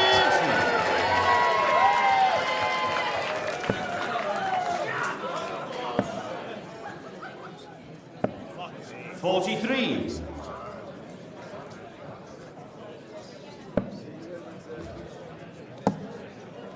With the 180, no finish for 60. Walker, but he won't worry too much. Fatum back on 258. 41. Jensen, you require 102. So 6 from here then for Walker. Double top. 62.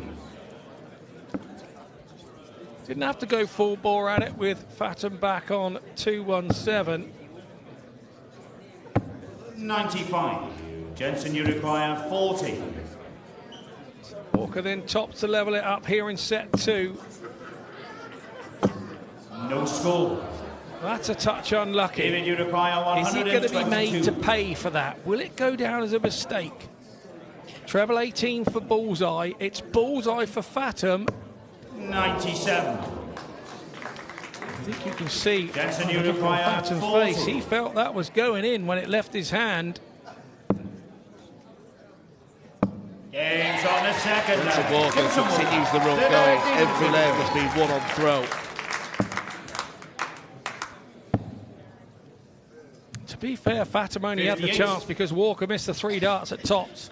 The throw before, it was one that he was in full control of, and you don't want to be offering up opportunities like that too often. 60.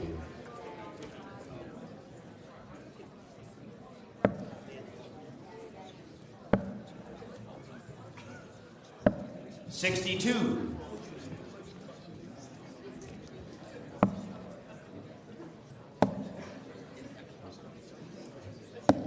131. Yeah, clever visit from Jensen Walker. Leaves him on 310.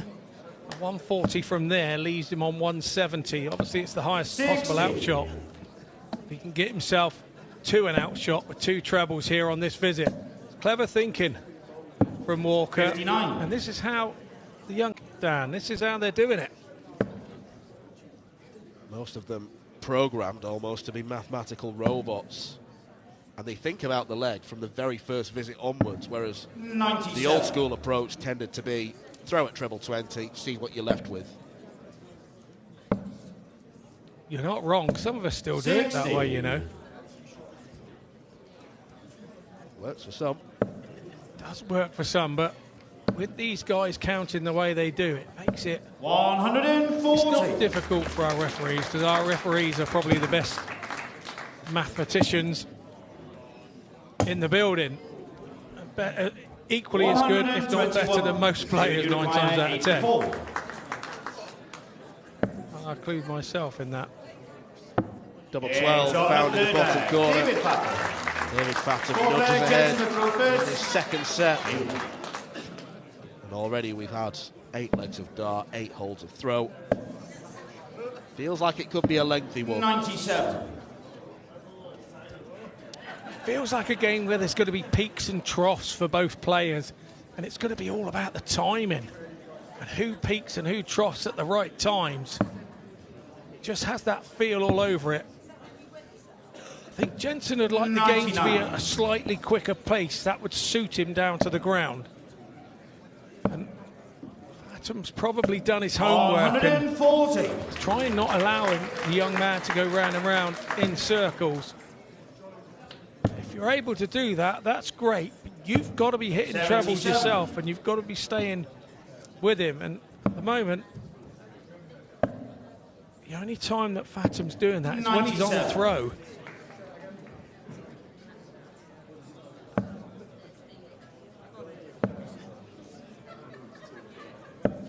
41. Jensen, you require 167. Well, he didn't need to go for the ball, but he's not going to get the option after the first dart. 44. No, and I don't believe he would have gone for it anyway. No need. And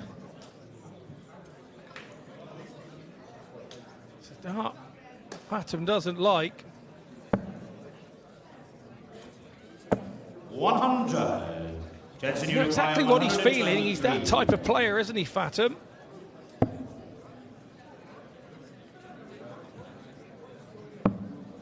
91. Tees it up well. Double 16 on the cards for Jensen. 58. Jensen, you require 32. We await the most pivotal leg of the match. He does hit it. Jensen now the pressure seriously ramped up on David Fatum. Wins this level game, loses it. He has to win 3 sets in a row. 95.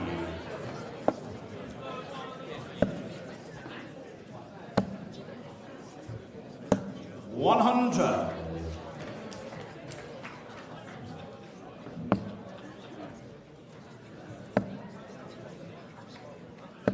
100.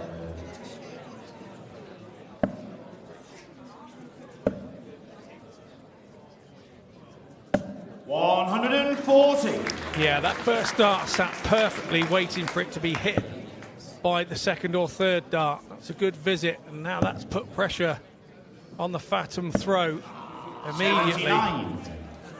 You can see how angry he was at that treble one. It wasn't a bad dart. A millimetre or so out. It's those fine lines that make the difference, and you have to say Walker has almost stolen the darts here. Say something with David, he doesn't half whip his head back. 60. Jensen, you require Very Burnett-like, isn't it? But Burnett goes whiplash. 97. David, you require 167. He had a sore neck just watching him.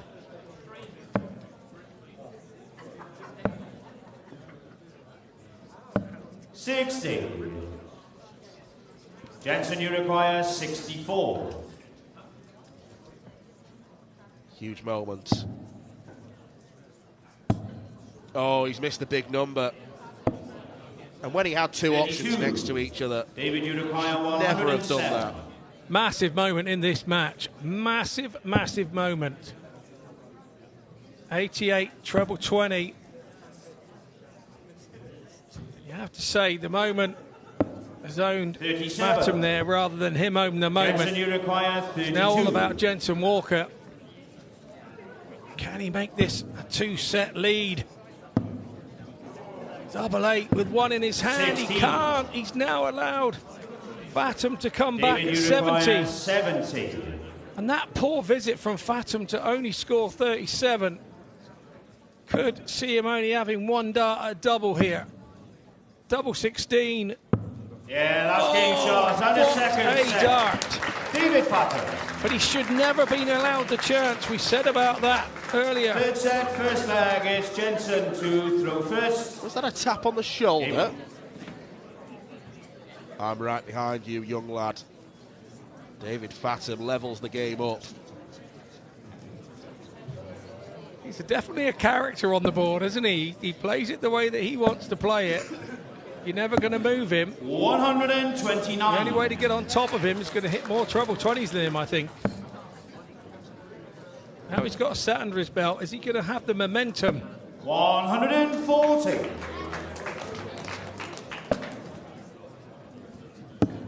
You feel that Jensen Walker here should have him dead and buried and 2-0 down in sets. And then that's an awful long way to come back from.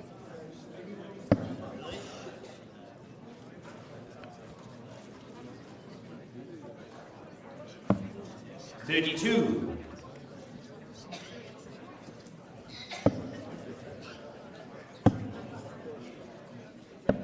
$58.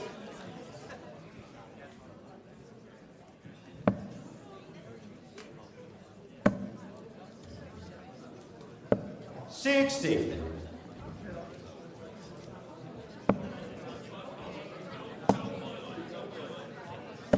60. Jensen would like to stop the momentum here by winning this leg.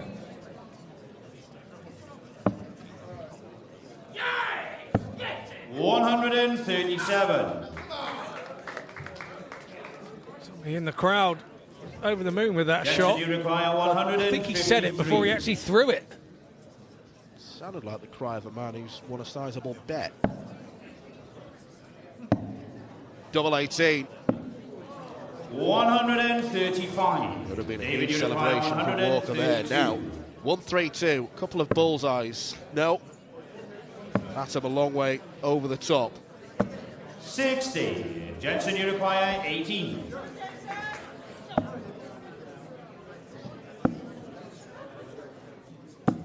$10. David, you require Again, 72. spurns a chance at a double. Is Fatum going to take his chance here? Double top it is. 52. This time, he doesn't. Jensen, you require 8. Well, what we just saw was the first bit of negative emotion from Jensen Walker.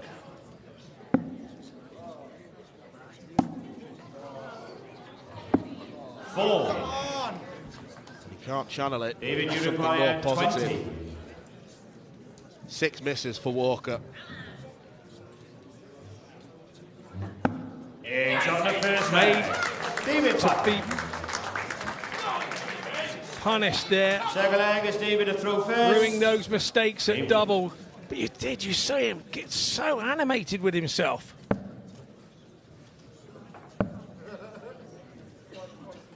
Fatam here will be feeling the game is coming towards him.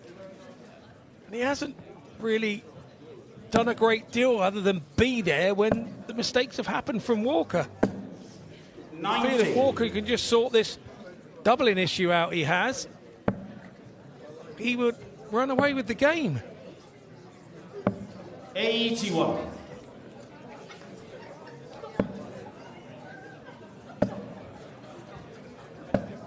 $100.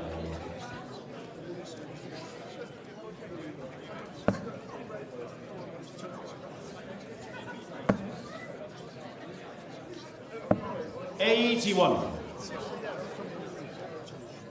I think we'll call that one, we're going to have to call that the neck break, aren't we? It's like a leg break 61. in cricket from a bowler, but the neck break. That's performed by David Fatam. Nickname him the Crane because he's constantly craning 59. his neck.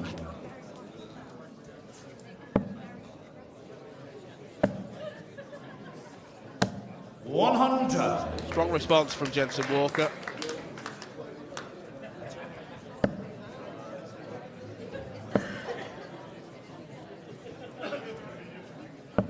$22. Jensen, you require 150. 150. 60. David, you require 160. Fatam looking contemplative.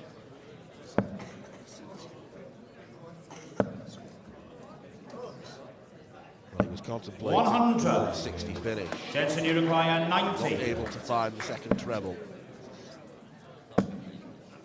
Bullseye for Jensen Walker. 59. David, you require 60.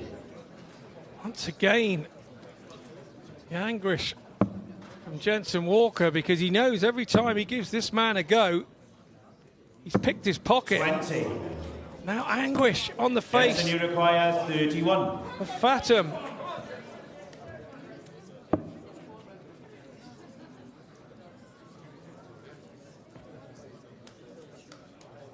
Game shot in a second there. Jensen Walker. Nerveless for the 19-year-old. Third leg is Jensen to throw first. Game.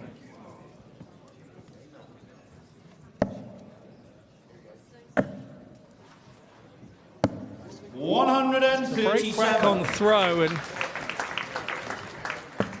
now the momentum swing once again. 60.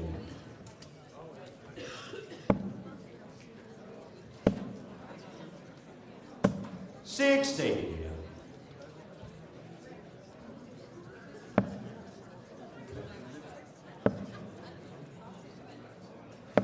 60.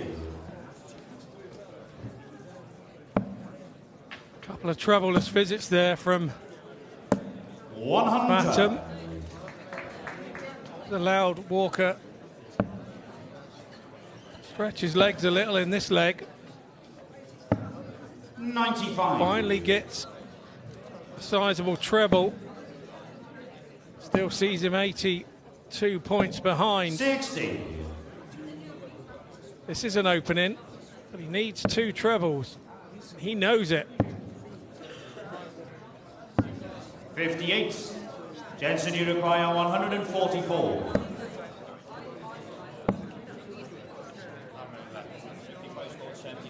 $79 left. Down for 19s. 84.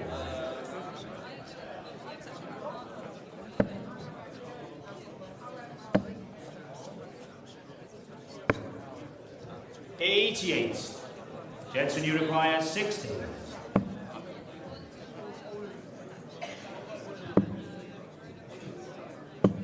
20.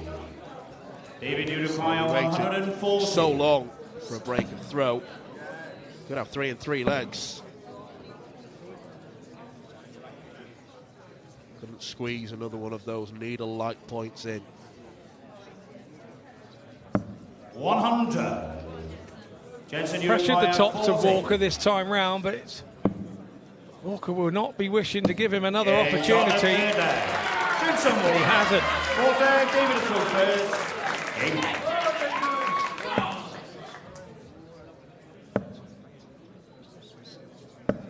41. Getting into this now. Crowd getting into this. Steadily filled up, hasn't it? We had an early start today, 6 o'clock. I've never seen a visit of 41 be celebrated so lustily before. 100. I'm not sure it was a celebration, mate. He had a face there like it was a horse with an ulcer. 95. Scott Mitchell, farmer by trade. 60. Darts commentator for the next 5 days. I'll be delighted to have you back. Yeah, I do apologise. Sometimes farming and the darts crossover. 57.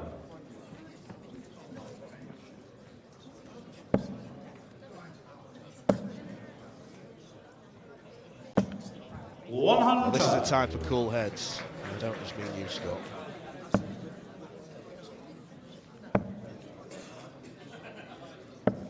$26.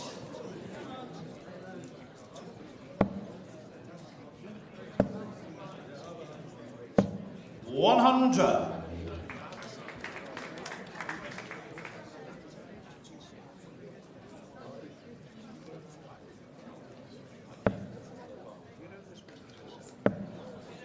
Walker in the driving seat here. 41. Particularly Jensen, now. you require 141. 100 plus these in front. 62. 89. That's the treble 10 route. Could always go the treble 18 route for double 4, but now's not the time to be changing your route. Here at a World 41. Championships, you've got to practice those things. Jensen, You can't you just require 52. do them up on the board. Nasty leg for David Fatam. 20. Walker will get more chances to win the set.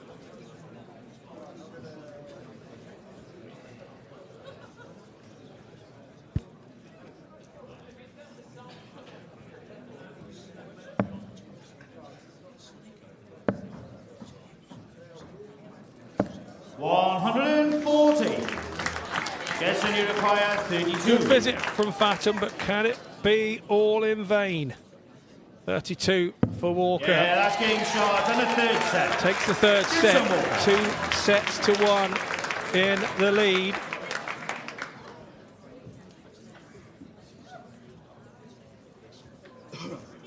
Fourth set, first leg is David to throw first. Game on. The disappointment there for Fatam was the fact that Jensen took the set on a steal in a throw.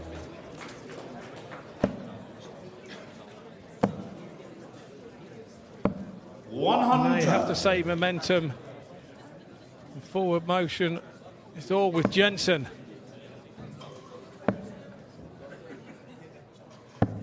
$40.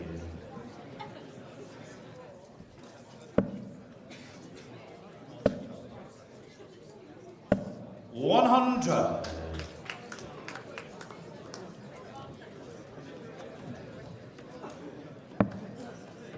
It's not been a sparkling standard by either player, but it's been an incredibly watchable game. 9.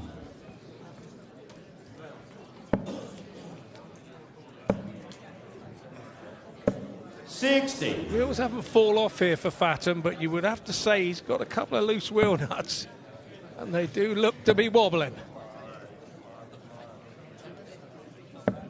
26.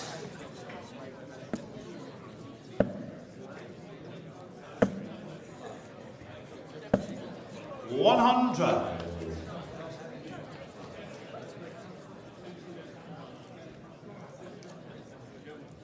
Needs to get himself composed here, Fatam.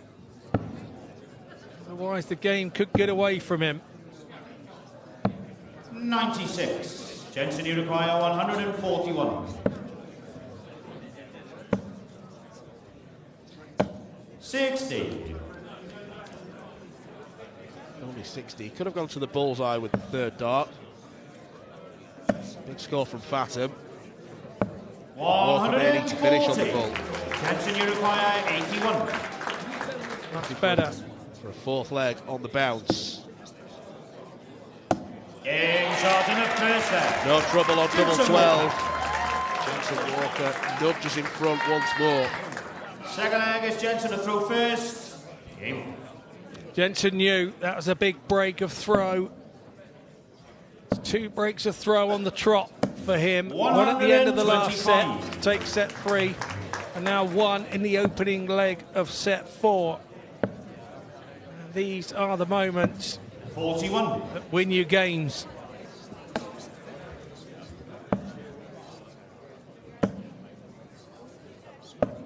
$41. Needed a treble there, and again you could see on Jensen Walker's face as he approached the board on our overhead camera. He was looking for more. 60.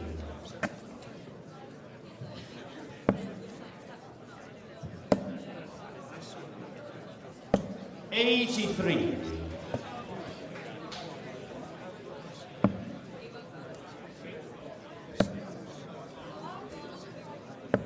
$100.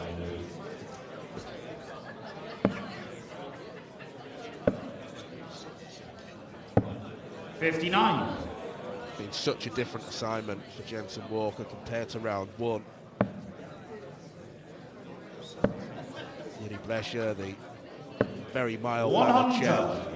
pose no such issues. Be a significant hurdle he's crossed if he does win this game. 40.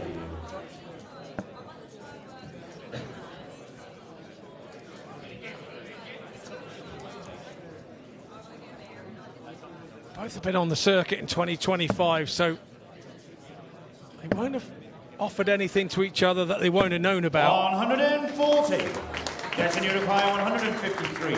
Darts is all about being on the day. 40. That a turning moment.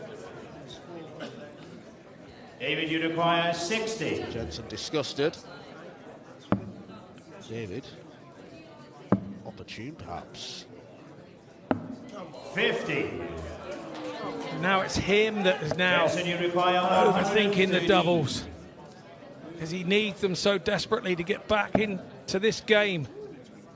13 for tops for Walker. 93. And that would have killed it off. David, you require 10. It's getting a bit like pantomime season here, isn't it? It is the season. Double two. 8. Jensen, you require 20.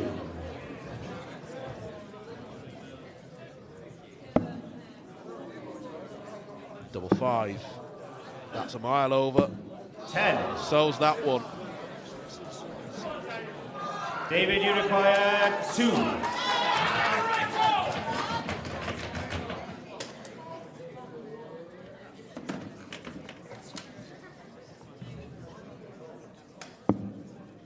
That's the safe one. Game's on the second round. That's the right one. And you have to say, once again, he has Third leg is dodged a David to bullet. throw first. Game on. Still all in Jensen's hands. Bit of gamesmanship going on here, I believe, from Fatum. I think he's trying to get in the young man's head.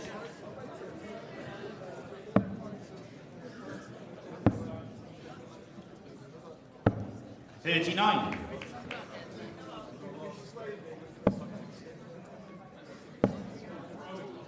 Those games, if it was me up there right now, Dan, I would be staring at the floor and not be taking any notice of what my opponent was trying to do. 78.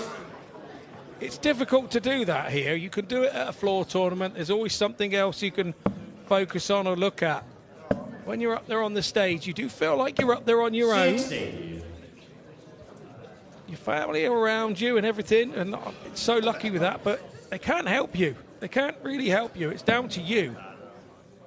You've got to get on with it. 40. This might be a game that I would imagine, no matter what the outcome, Jensen will watch this back. He would need to watch this back as part of that learning process to try and make him realise that maybe the moments, he'll remember how he's feeling in the moments right now, whereas we can't tell. We can only assume. When you're a player, 36. you have to watch some of these games back. Remember how you felt in that moment with what was going on at the time. And you have to do it quite quickly after the game as well, while it's all still fresh in the memory. Otherwise, you don't learn from it.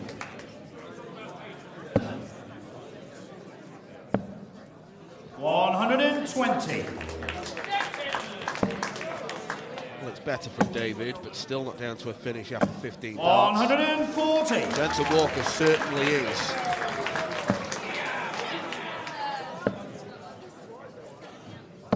$100. Jensen, you require 95. Fatam's throwing notably quicker here. Trying something different. But unfortunately for him, a quicker pace really works for Jensen. David, you require 98. Treble 18. 78. Well, he does hit the double Jensen, you require to leave 48. tens. Walker, double 16. Game's on the third. What a huge break of throw, and Jensen Walker knows it. Fatam shakes his head, but a nightmare first 4 visits cost him.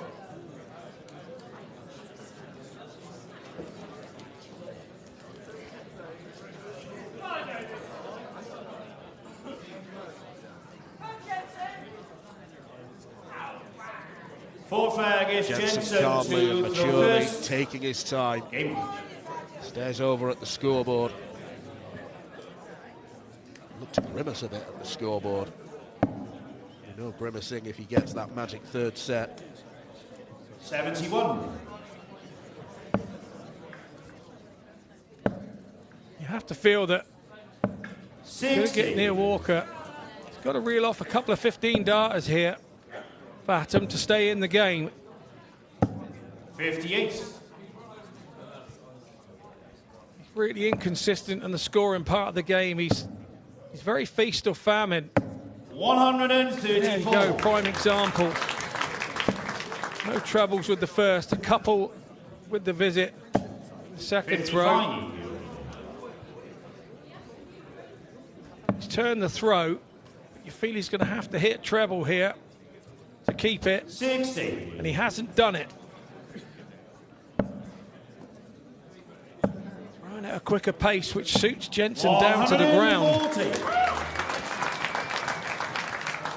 Obviously, it helps being 2 sets to 1 up and 2 legs to 1 in the good in set 4.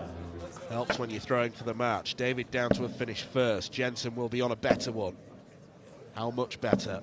81. David, you require Not as much as he thought after that 147. first start. Been some inconsistencies in the throw of both players. 60. I just have a feeling this 96 is going to go down. 96. Tops. 76. Mitchell. David, you require 87. 20 for ball. You make sure of the big fat 20. You don't go for the treble. 47. Fatum has made the cardinal sin error. 37. This is probably as hard as Jensen Walker has ever worked in a game of darts.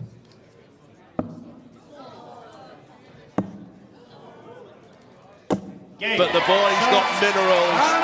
Jensen Walker defeats David Fatam in a titanic contest up on the Lakeside stage. There's a sort of cordial handshake between the two. Make no mistake, there were some antics throughout that game. Jensen Walker celebrates with his corner. He's through to round 3. Well, ladies and gentlemen, please show your appreciation for David Fatam.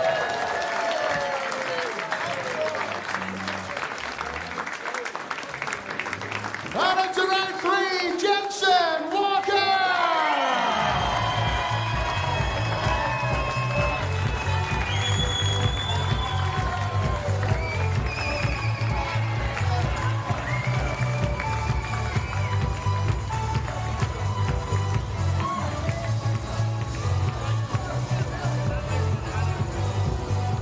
Now, ladies and gentlemen, another 5-minute break. 5 minutes time to return to the stage with our next match from the women's competition as Deta Headman takes on Mikuru Suzuki.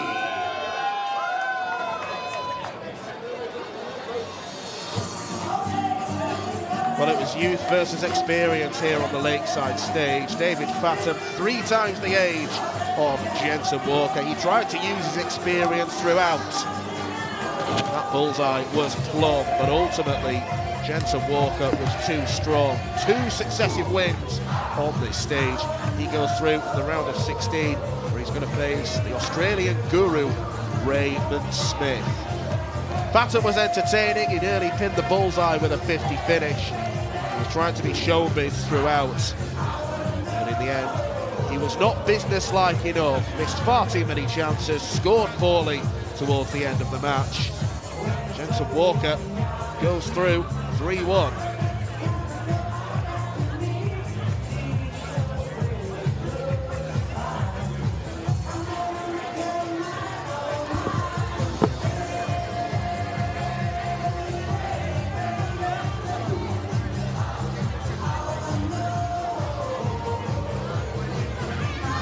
Jensen, huge congratulations. 2 really impressive back-to-back wins here now at Lakeside. How do you feel after that? Yeah, I'm over the moon. I mean, it wasn't a convincing game against David there. You know, it wasn't a great game at all. But took my chances when I needed to, and I got through to the next round now, so that's the main thing. That's all I care about. Yeah, taking your chances against one of the most experienced players here at Lakeside this year, against The 47th annual Winmore Fleetwood Memorial Las Vegas Open runs from 16th to 18th of January. Sign up for a chance at Open and Women's 2026 WDF World Championship spots. The Romanian Darts Festival is 23rd to 25th of January. Register by Wednesday the 23rd of January to join one of the WDF British darting festivals in historic Bucharest. The Toto Dutch Open Darts is 5th to 8th of February. Registered by 15th of January. With 2026 WDF World Championship places on offer, it's the world's largest darts party. Don't miss it. The Irish Open, Irish Classic and Killarney Open take place in November 2026. The WDF's second biggest festival offers more chances for 2027 World Championships qualification. For more details on each tournament, visit the link in the description. Special thanks to sponsors and partners Target, Luke 1977, Master Cooler, Domberg, and broadcast partner S4C.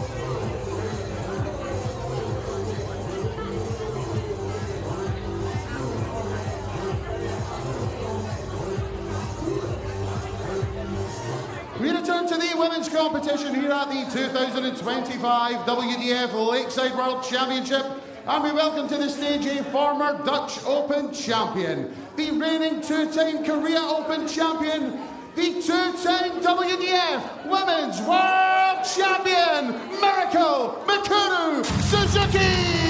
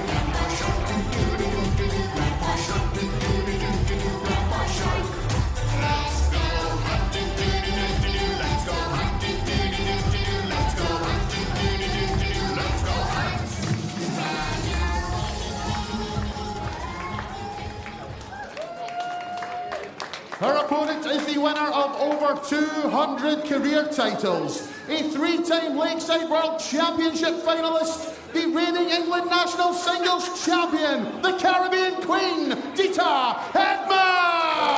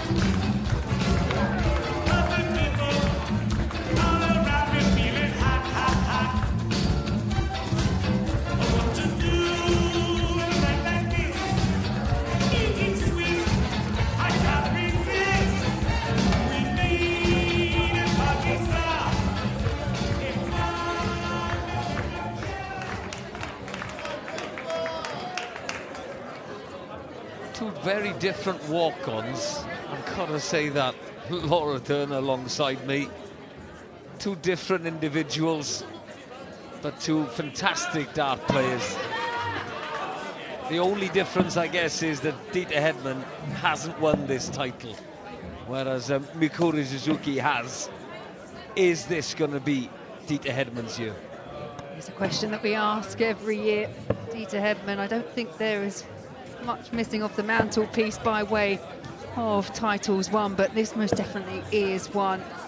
A player who's made it all the way through to the final stage, a runner-up on 3 separate occasions, 2012, 2014 and 2016, losing to 3 different finalists in Anastasia Dobromislova, Lisa Ashton and Trina Gulliver. I do feel that for all the accolades that she's won, this is definitely the missing piece of the puzzle.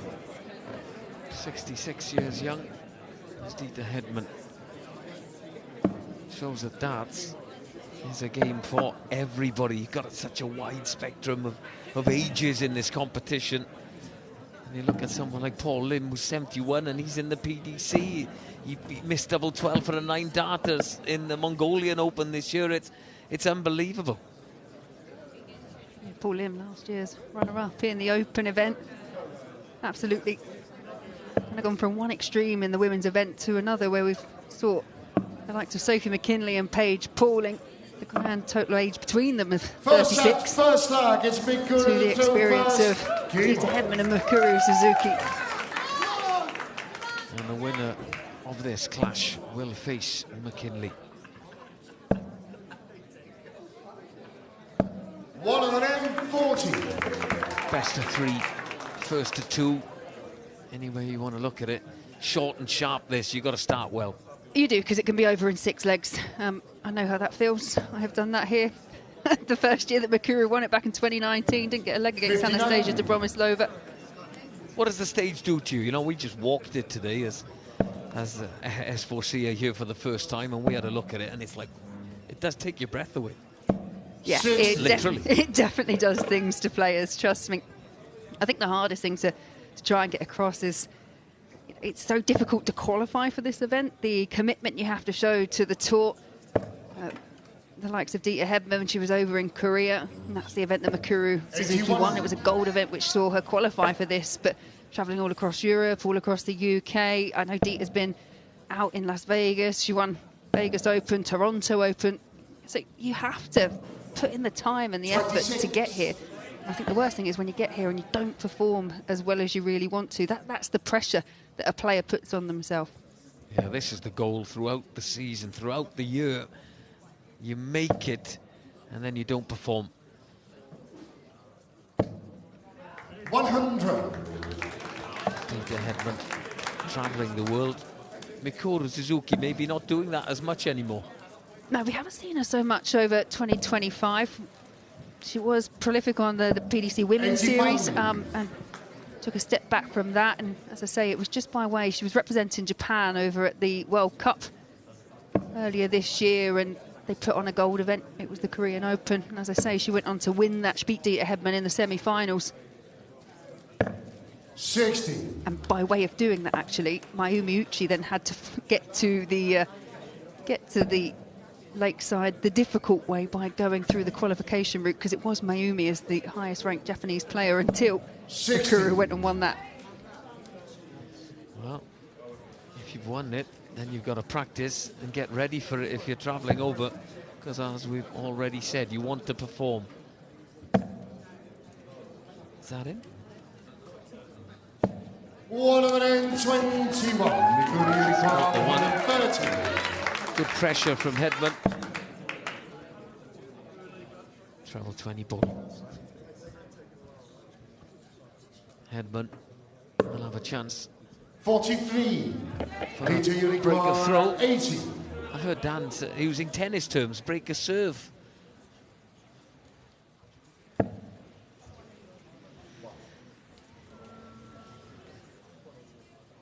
Nineteens, double 11. 58. Chance gone for Deta there. 87. Oh, there's a leg that Mikuru Suzuki threw first in. It would be a hold of throw. It's one dart at the ball. 46. Deta Unicorn 22. Will she stay on double 11? Or are you say yes?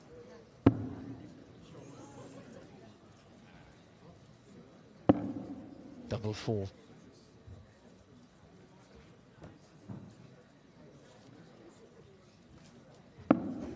No score. And she busts that one, she'll be back Mikuru on double 11. 41.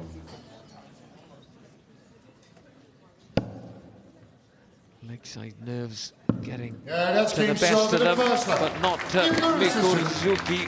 Second line is Deta to throw first. Game. She takes the first leg, holds the throw just about. Yeah, and had to rely on a handful of missed darts at the double from Deta Hedman. Deta, the current England captain. 95. The most capped England player. He played alongside her in the Six Nations, in the Pennedarin Social Club at Merthyr Tydfil. Great tournament, great fun, great darts. 43. Yeah, it's been a busy year. A busy year.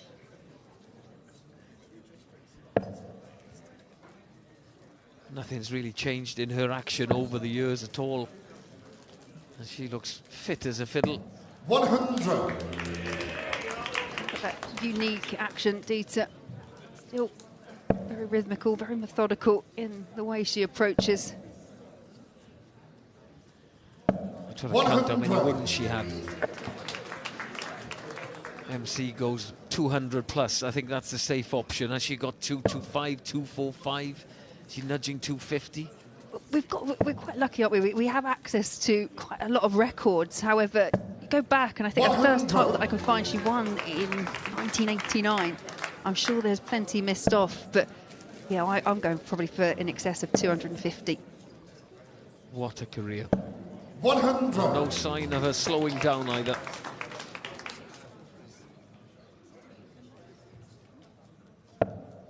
No, we do pose the question every so often, is, are you going to retire, Deta, especially when we're on the back end of another beating on the oche by her.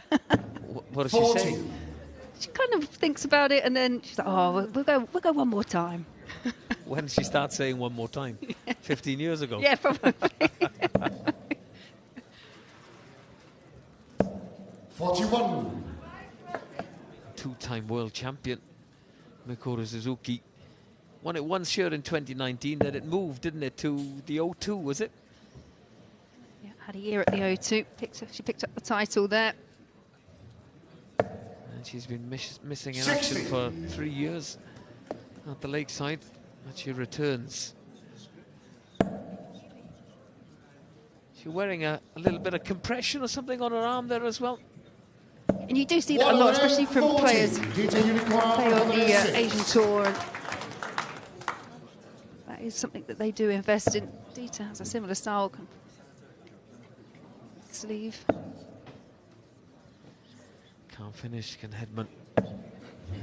58. Suzuki. Mikuru Unicorn 77. 77. Eyes She's down. She wanted the one next door. Either one of them. Bull. Yeah, that's came short in the second up. Great finish, and you will see a player like Mikuru Suzuki, who is prolific on the soft tip.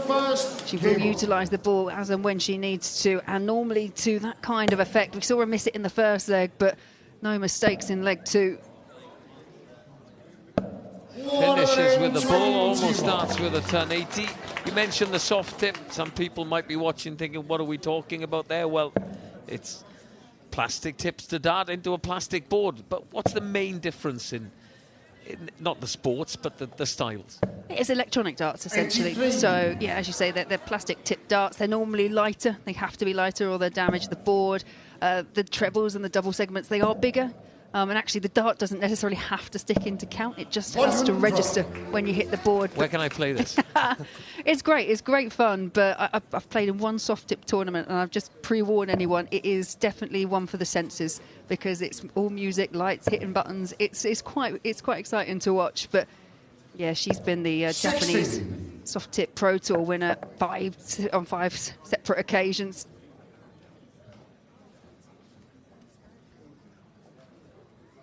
Limbering a little bit. We saw her do a little bit of warming up, but I think is there a little problem with the scoreboard?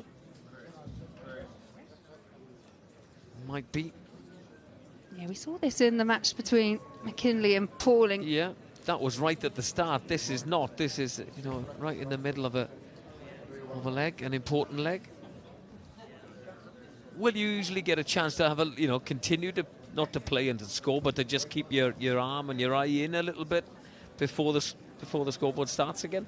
Yeah, depending on the level of the break, I guess that they will at some point let them have the practice throws. But Mikuru's dancing away. She seems quite relaxed and happy up on the stage. Just please don't play the song again. No Baby Shark. Yeah, we're talking back at 2019. As I say, it was the first year that I got to play here, and it's the year that she first picked up the title. Well, I worked behind the scenes afterwards, and I have to say, that year, she dominated everything. You know, it was so exciting to have someone come over from Japan, but also play at the level she did. I think that I must have heard that song over 100 times throughout the rest of that week. So you've only heard it once so far. I've got 3 children. They've grown up a little bit. They might be out of that song now, but I went through maybe about the same time. I heard a lot of it. Back to the darts. 100. Yeah, just shows how worldwide, how global darts has gone. Unbelievable reach. The 4 corners of the globe. 60.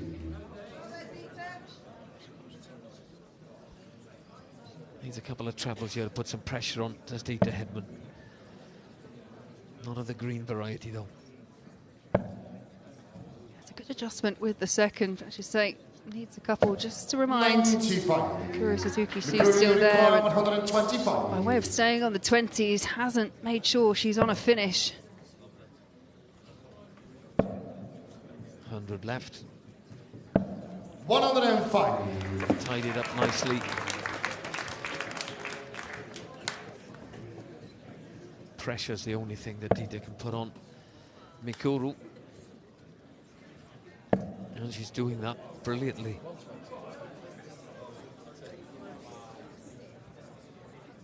There's that slight irony, isn't there, that she gets the finish, she might have had a shot at a double, but it's Mikuru Suzuki. Takes that opening set 3 legs to 0. Second set, first leg is Deta to film first. Game on. Well, there we have it. Over in a flash, that first set, and now she's 1 set away from into the next round, into the quarterfinals.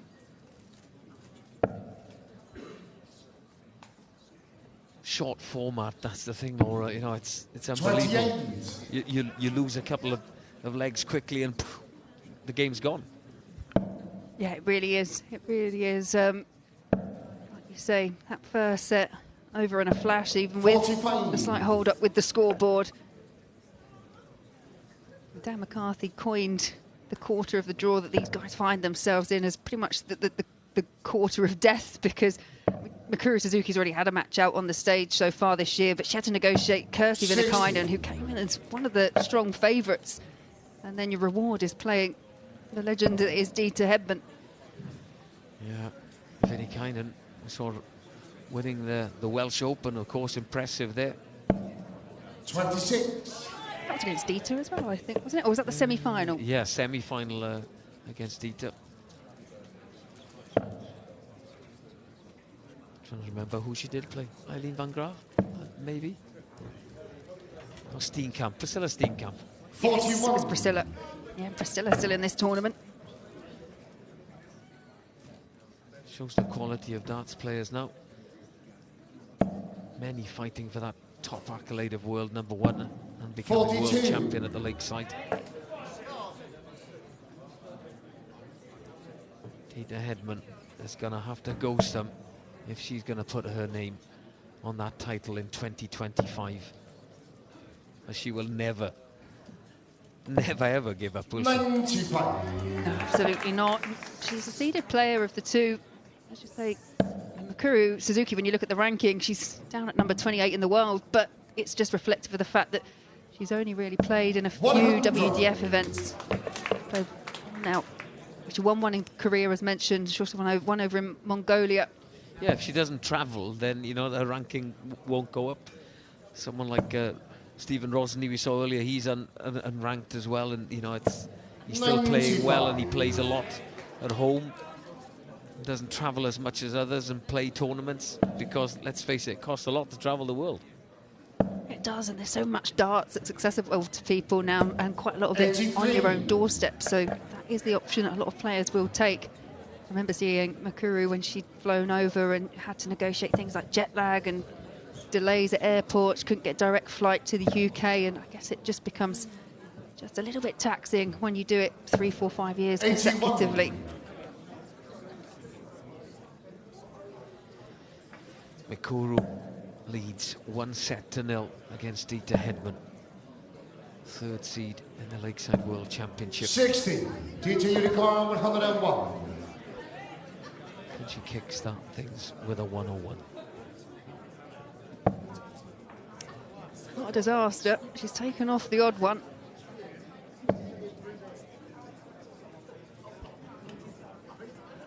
Couldn't find the treble. 41, Mikuru Unicorn 145. Will she have a second bite of the cherry? 145 for Mikuru. Huh.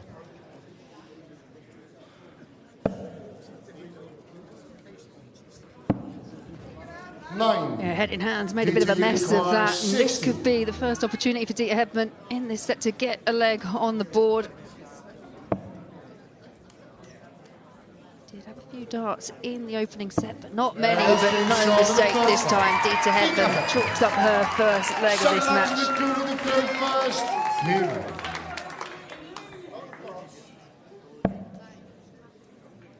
She's got the throw in this second set, a set that she needs to win. 100. Never changes her rhythm, never increases her tempo. Methodical. Yeah, it's something that when people ever ask, you know, how do you improve at darts? How, you know, have a look at those players that have a throw that they can replicate. Deta's is probably 81. Slightly more complicated than most in terms of the movement of the dart in the hand when she pulls it back, but she replicates it over and over again.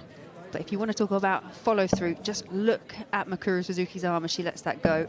60. The best follow-throughs that we see. Consistency. Repetition, that's what darts is all about. Well, you don't want to follow that one in though. And it's about being able to adjust. Minute adjustments as well. 68.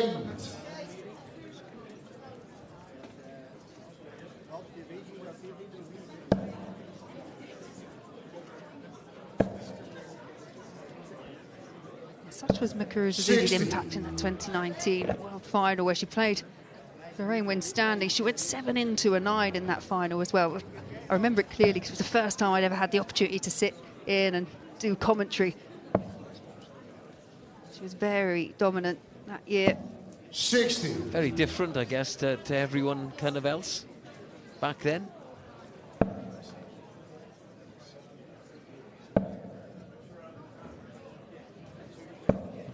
third world title this year. Be some comeback. A long way towards it by beating Deta Headman.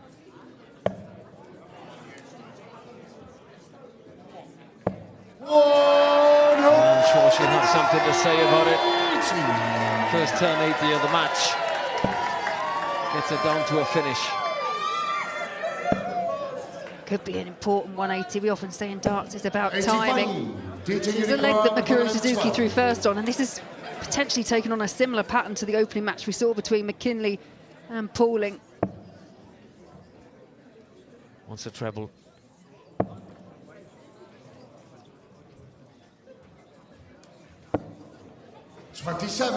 Drifted right twice there. 96. After that 1080, there was a little chance. Is Mikuru going to shut the door? She does. Slam. Third leg is Deta to throw first. Game on. Yeah, punishes that miss with a 17 dart holder throw. Deta Headman would have felt that she should have got down to at least a double from that position.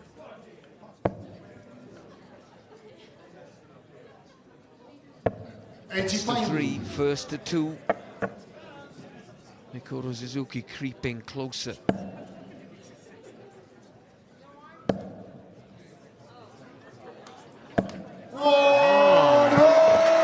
Following each other in. 180 apiece. That little yellow box with a 9 in it. Always exciting to see it. Here comes Deta in response. 140. Really replied in kind. Has to settle for a 140.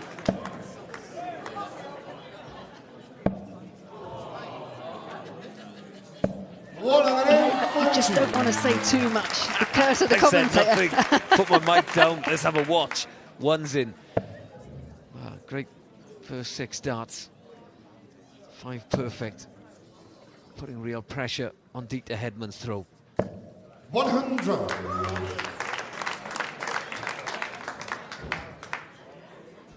Yeah, but credit to Deta, she's in this leg. 60. And no treble for Mikuru. Deta Headman needs to make a dent in this 176.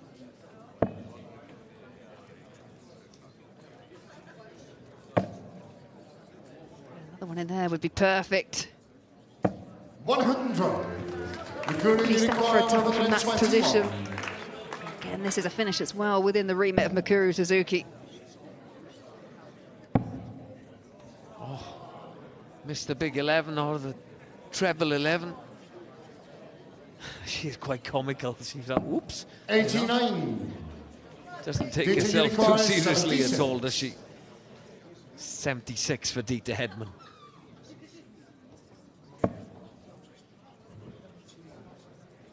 Staying up top, double 18. 2-1 in legs.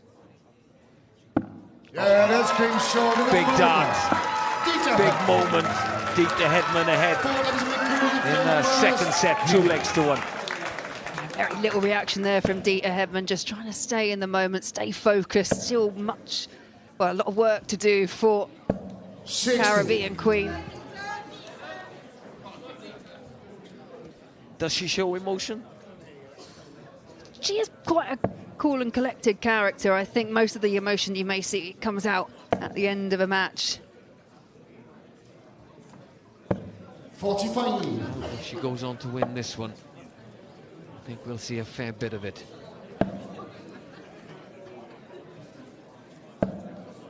Similar tempo to both these players, really.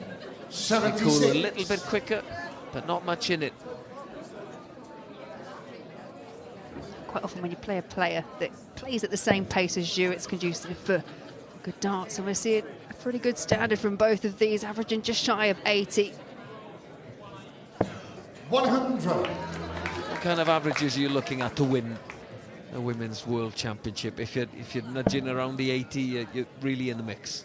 Yeah, I mean, anything around that mark, but it's really, we look at averages, but they're an indicator. I mean, that match between McKinlay and Pauling earlier, that they played really well, barring one leg, and that one leg where they missed handfuls of darts at a double, it damages the average. Double one. They were there for hours, just like me. Yeah, I said before, I really do empathise. I've been there myself.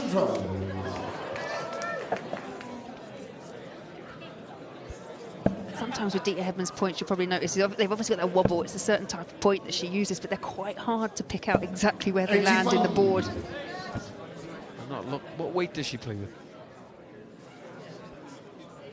Good question. Don't think they're particularly heavy.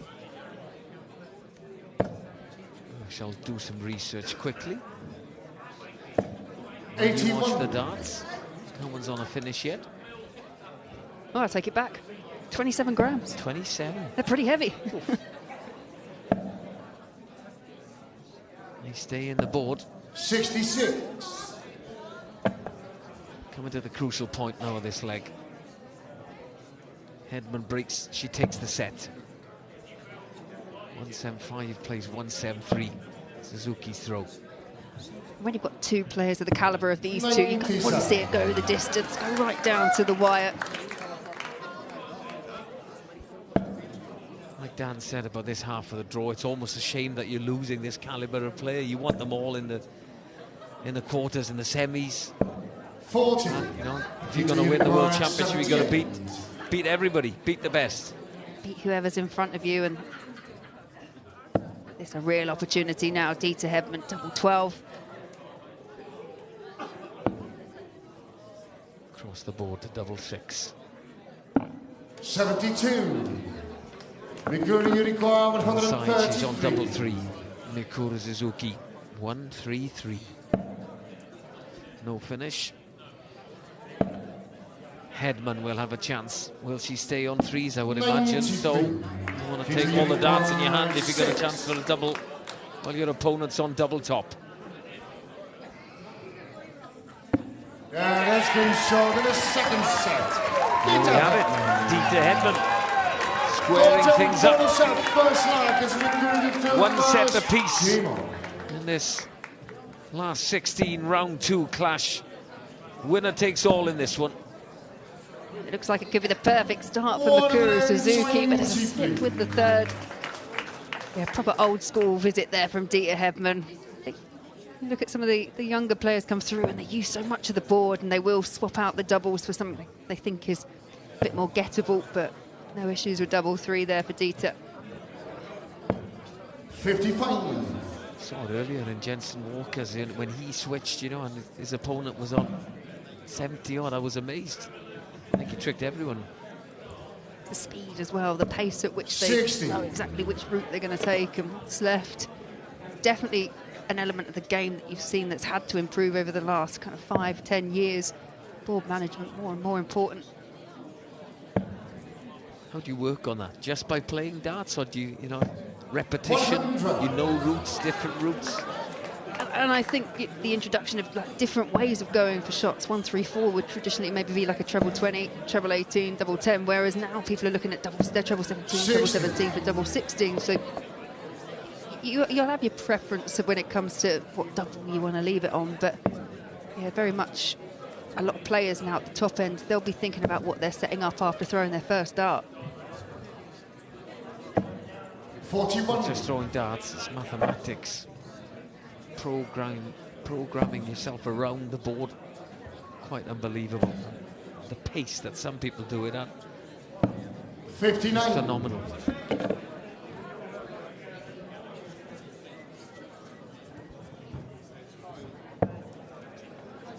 In the third set, Deta Hedman, Mikuru Suzuki. Suzuki has the 79. throw. How crucial will that be? She's in control, you feel, from this point, especially after that first dart to hold throw, and then all the pressure goes back on your opponent. Deta Hedman having to hold herself to stay within touching distance of Mikuru Suzuki.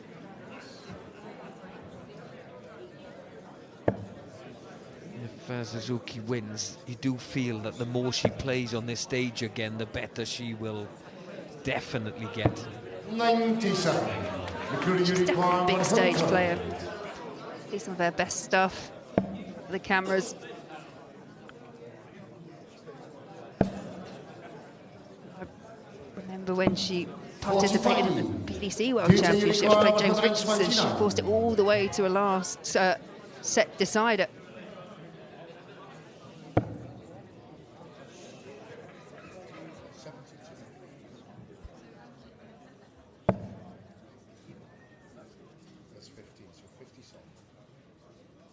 Looking to set this up, looking to leave tops, but she hits a 2. 55. 55 apiece, 1 set apiece. Yeah, now it's Mukuru's turn to miss the big number. Yeah, just well, and it's double 16. 23. This is a massive chance for Deta Hedman. Headman to break the throw.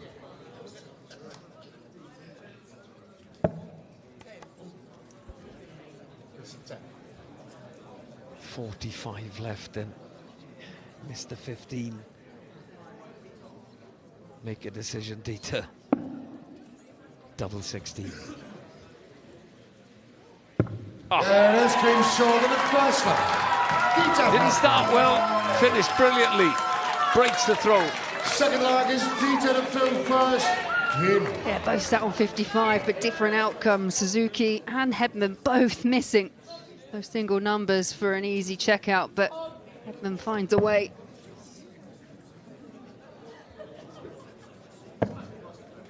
.1040 will be nice to start with. 100. Well, because Mukuru Suzuki threw first in this set, Hedman had to find a break. She's found that now, but it's not worth anything unless you can hold on to your darts in the next leg. 85. Mikuru hasn't played under maybe this kind of pressure for a while. How is that going to affect her? How much does she want to stay in this competition?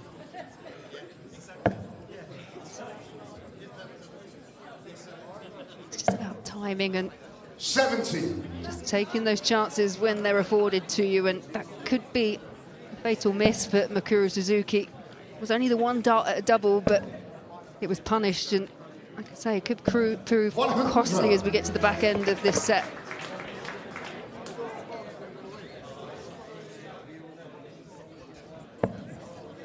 The winner of this clash will play Sophie McKinlay, 2-1 victor against Paige Pauling. 60. Just like that clash, this one is gonna go, you feel, to the wire. They're all big visits now, and that's a good one from Mikuru. It's a superb response. 85, ton 140. Getting herself back in front. That little drift. And that one gives Mikuru even more of a chance. Bang in the middle. 140. Brave. Yeah, I was holding my breath there. That is a risky strategy. He was pretty close to that treble. Deta's turn to fill it up if she can, because she needs to put pressure on double 18. 100. As Laura said, the break is only as good as the hold. Mikuru has a chance to break straight back. Yeah, that's came short in the second. And she does. One leg apiece. Back on throw. Game on.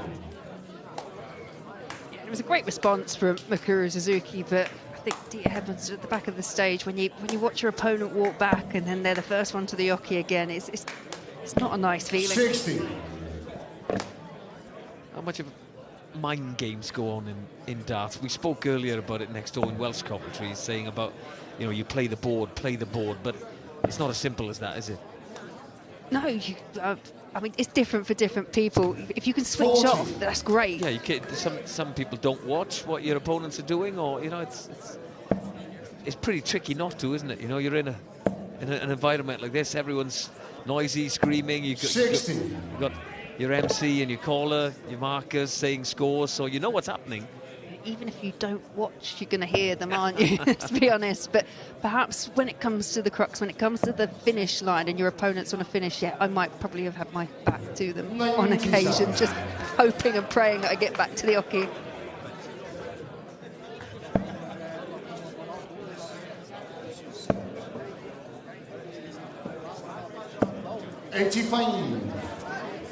There's a good pick-off with the last start for Suzuki.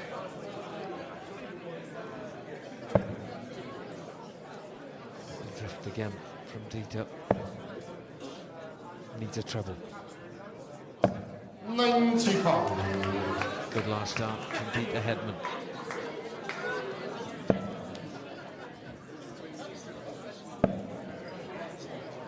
This is the test, isn't it, when you get to the business end of a match. 41. He is very much who can hold it together and get across the line, because there really is very little to split these two in terms of stats and nothing to split them in terms of scoreline.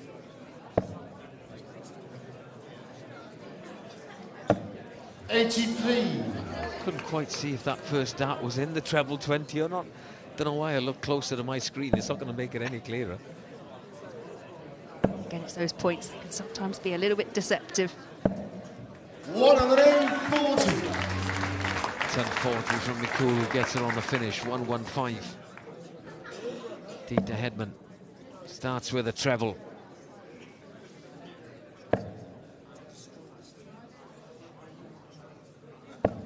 Yeah, the disappointment there is finding the treble first dart, plenty of room, and then only 21 points for the next two.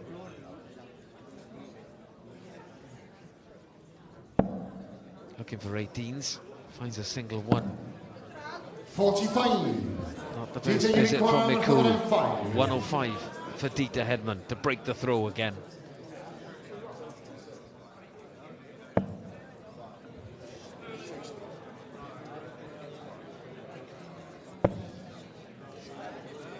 She's hit treble 5, double 15. Unconventional, but it doesn't matter. They all count. Disappointment written all over McEwan's face. But Deta Headman taking the darts away from her again.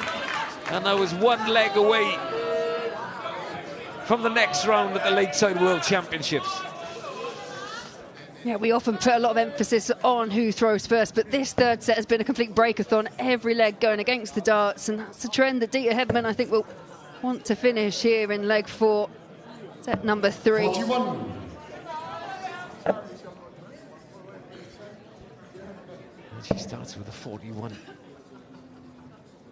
Can it be punished? Doesn't look like it will be. 28. Both players feeling a little bit of tension in the arm, but perhaps.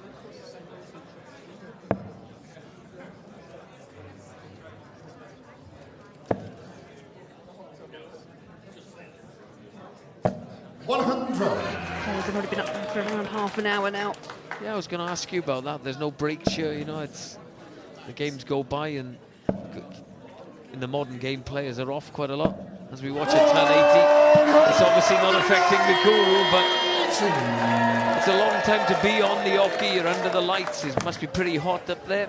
Don't get a break. Yeah, I think it can be quite difficult to negotiate personally, I think, especially when you get to this end of the match and it's your concentration as well, having to concentrate for that extended period of time if you're not used to playing that many legs. I think one of the open matches, that could go 25 legs. Could mean great television. 62. Pretty tough on the players. Great last start from Mikoto Suzuki. 2 single ones, found the treble with the last. Remember, in his first 2 sets, Deta Headman is 1 leg away from victory. Neither performing great in this leg, though. No, despite the 180, Mikuru Suzuki has not been able to find and string together any big visits, but that last start could be enormous. Could be on for our 4th consecutive break of throw. We did say it felt like a match that could go the distance. said, you don't want to lose the players. Well, neither of them wants to leave. 36, Mikuru Unicorn 131. 1-3-1. Doesn't need to finish it. She can tidy it right up. 91. She does that.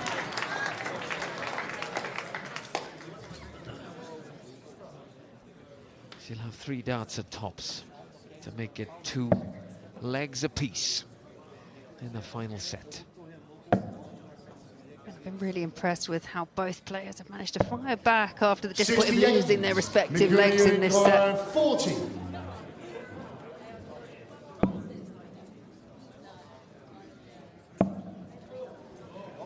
Switch to 10s. 26. That is not good. 132. Left herself on 7-7. Headman 1-3-2 for the match.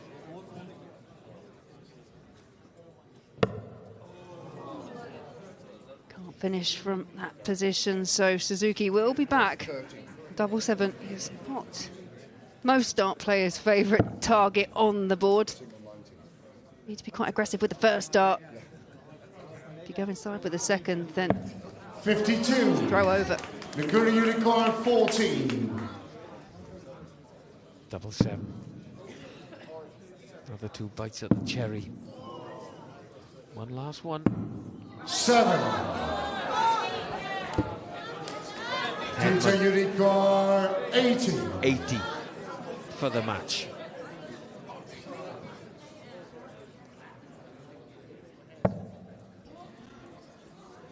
Single 20 for tops.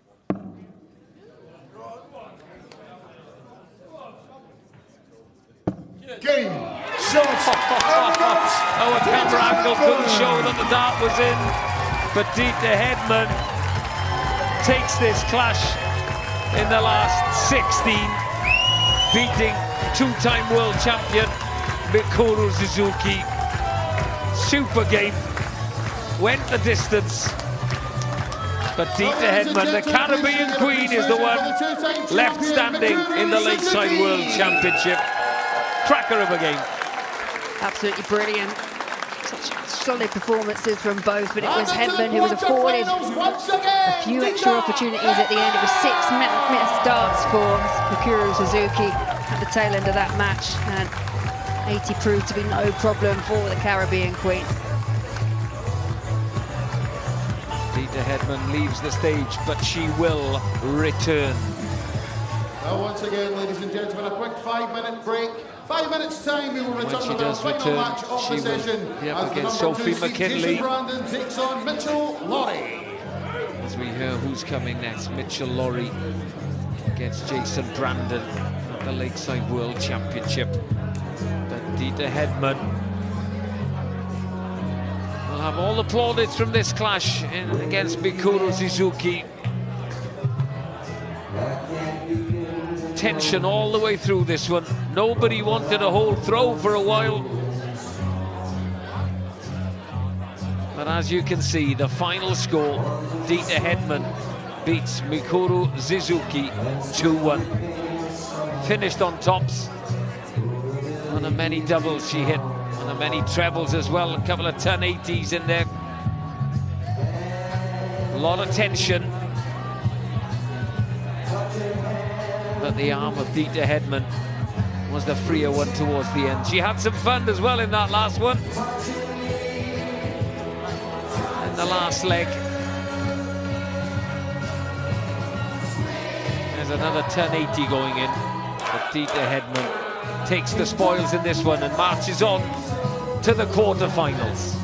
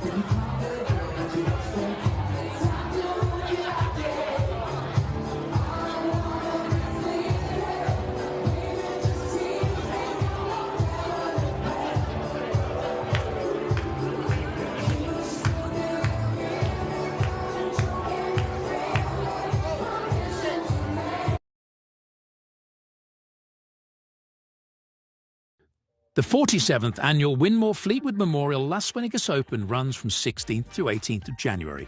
Sign up for a chance at Open and Women's 2026 WDF World Championship spots.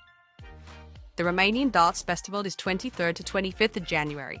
Register by Wednesday the 23rd of January to join one of the WDF British darting festivals in historic Bucharest.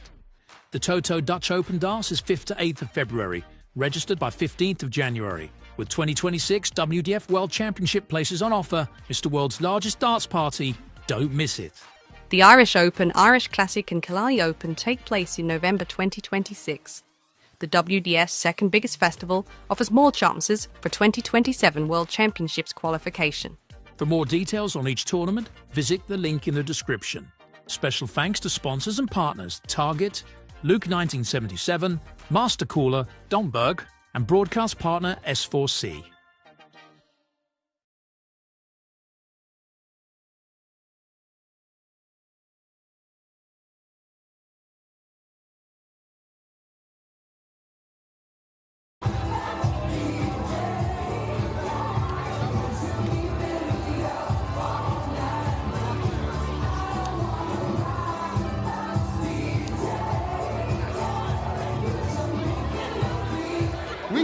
The second round of the Open competition here at the 2025 WDF Lakeside World Championship. This is the home of World Darts. This is Lakeside.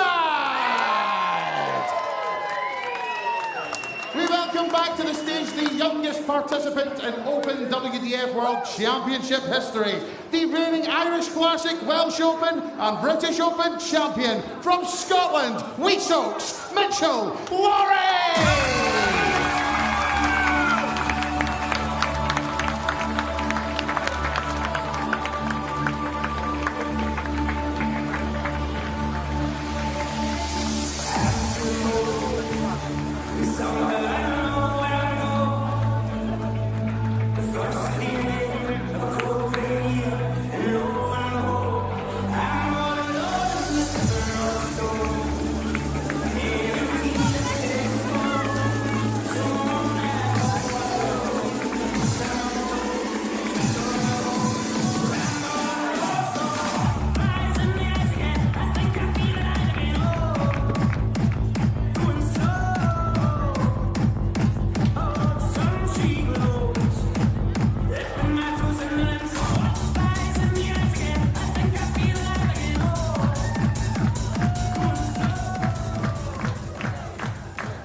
His opponent is last year's Lakeside World Championships semi-finalist, the reigning Port City USA Open and Hungarian Open champion, the number 2 seed from the USA, Jason Brandon!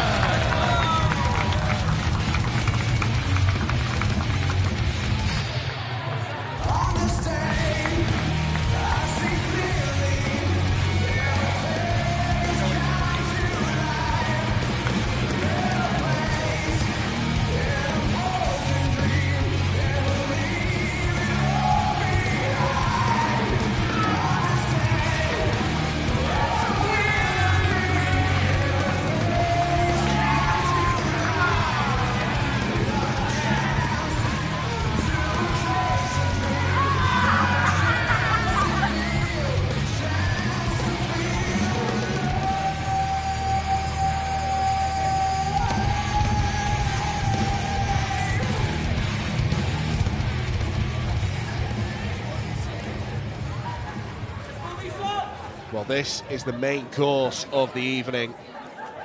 The man of the moment, the 15-year-old sensation that is Mitchell Lawrie. Already 3 senior titles to his name in 2025. Came into this Lakeside field hotly tipped to have a really good run. And he certainly proved his worth in his opening round match. On the face of it, a 90 average maybe doesn't stand out too much. But it was the final set where Mitchell Lawrie seriously showcased his talents. A couple of 1-4-5 finishes with a 10-darter sandwiched in between. This boy has got levels. He could become, if all goes to plan, one of the real greats of the sport. Bookmakers now make him joint favourite to go and win the Open title along with Dutchman Jimmy van Schie. But the number 2 seed is not a man to be disrespected. Jason Brandon had a fabulous debut here last year. Got all the way to the semi-finals, particularly showed what he was about after a 4-3 quarter-final win over former champion Neil Duff. Unfortunately, it ended with a 5-0 walloping at the hands of Paul Lim. He'll certainly be out to prove that there are 2 players competing here, but Scott Mitchell, as Mitchell Lawrie starts with a 180. Just how can you sum up his career so far and what impact you think he can have at Lakeside? 60. I think he has all the attributes. I mean, I don't know him very well. I've met him probably properly this afternoon for the first time, and he seems a cheeky little chappy, very confident in himself, confident in his own ability. 45. But he comes across as quite respectful as well. So I think that, yes, you need that kind of 93 outward goingness to have the confidence within yourself. But he looks a lot older than 15 as well. So, but I like the fact that he was saying that he doesn't mind who he plays, and at that age you don't mind who you play. Here we go. Another treble 20 for the ball. The bullseye. What a dream start this would be. 145. And again, he just enjoys the game. Just enjoys the game. Goes for every shot that's there. And you can go for that when your opponent's on 296. 25. Double eights. 14 darter. Mitchell Lawrie starts with a bang. The obvious comparisons are being made with Mitchell Lawrie. We don't need to mention the name of the player who, everybody knows it, but 60. Laurie's been very understated in what he said to the press. He said, I don't want to be the next new Luke Littler, I just want to be me. 180.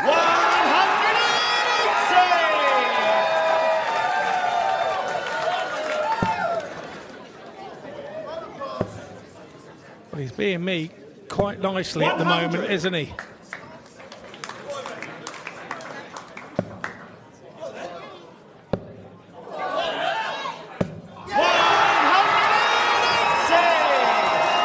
I don't know about you, Scott, but I'm getting excited. What a start. What a start. Now here comes Brandon. Not since the great Paul Lim has a perfect leg ever been struck on the Lakeside stage, and the wait goes on. 47. What I love about that, there was no reaction from him. Absolutely no reaction. He wasn't bothered.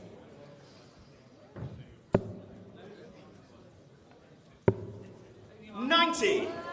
Mitchell, you require 94. Well found by Brandon. Lawrie looking at 94. Will he go two doubles? Yes, he will. Another double 19. 56. Jason, you require 71. It's the new way. That's the way people go. Oh, misses the big number. Misses the big number 45. again. Mitchell, you require 38. 26 left, but he's hit the double 19 already. Surely he's got to go for it. Game shot the second leg. Mitchell Lawrie. Well, the way this is going, Jason Brandon could be back at Heathrow Airport flying to Tennessee by midnight. Remarkable beginning.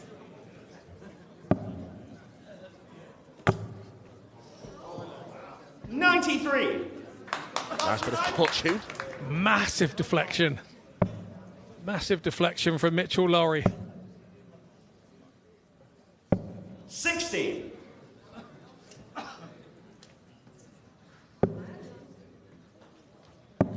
Well, you saw the averages, 109.5. 134. Now, the highest average we've ever had at Lakeside came from Richard Veenstra against, weirdly enough, Luke Littler 3 years ago. It was around the 104 mark. 42.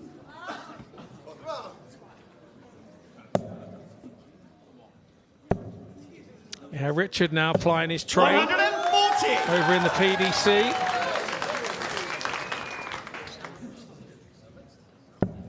Just a real likeable fellow, Richard Veenstra. I know the family very well. 58. Maybe they're watching Mitchell, tonight, and if they are, 134. good evening to the Veenstra family. Another treble 17 for double 16. Finds it. Double 16.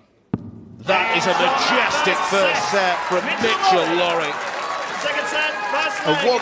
1-3-4 finish, 6 darts into a 9, missing the ball for a 170. It is all going off here. And even Jason Brandon can afford to raise a smile. 100.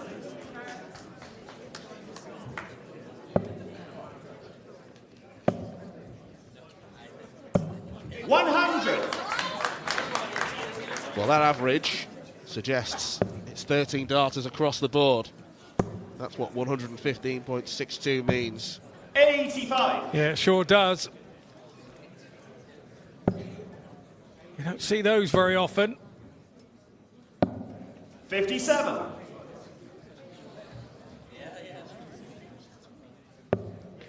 Just so mature for his age. He's going around the stage here. He just does not 97. look fazed by anything.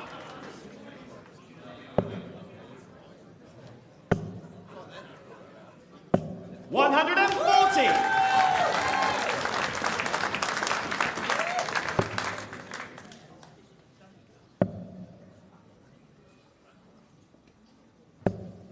$85.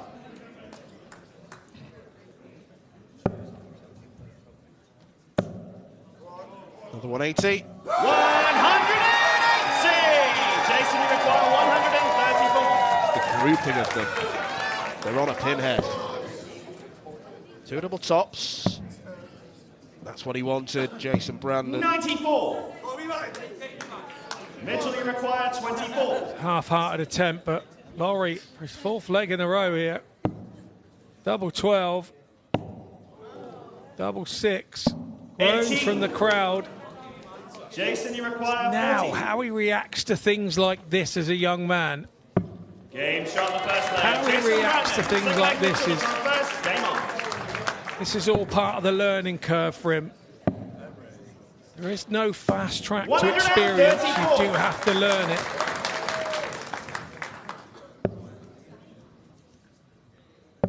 He has all the weaponry, doesn't he? He has everything 85.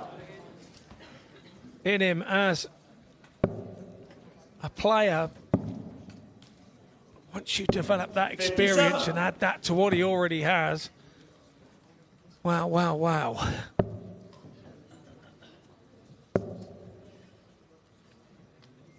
$60.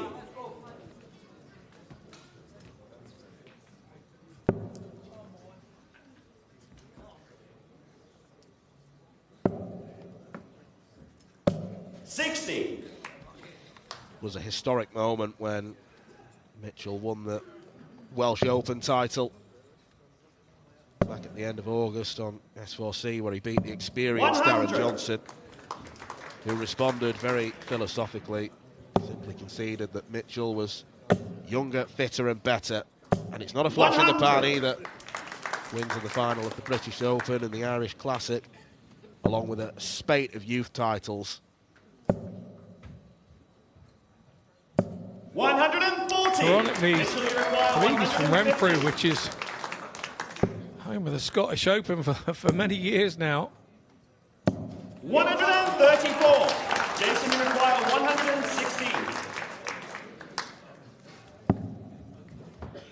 Brandon needs treble 19.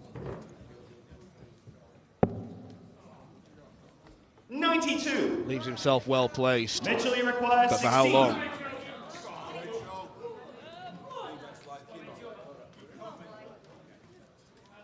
His composure here, comes in and has a good look. Games on the second leg. Mitchell Lawrie. The leg is Jason, the throw first. Loud as the crowd have been all evening here for Mitchell Lawrie. He gave that board a proper stare down, didn't he?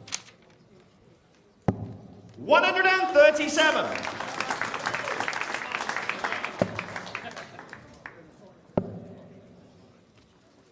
$140. Winner here takes on Jeff Springer Jr., who was parachuted into round 3 due to Andy Davidson's withdrawal. 55. If Mitchell Lawrie continues to play like this, then a USA derby between Brandon and Springer looks unlikely. 100.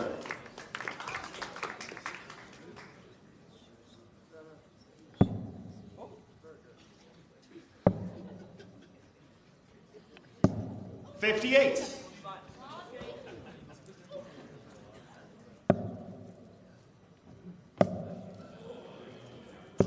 140.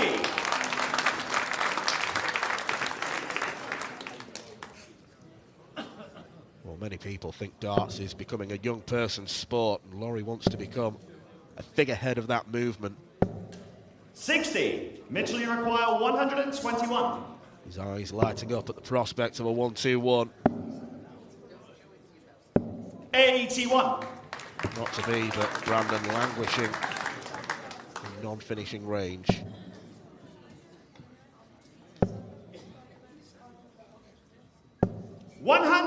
Lawrie's just playing his own game. He's not thinking about what the opponent's doing.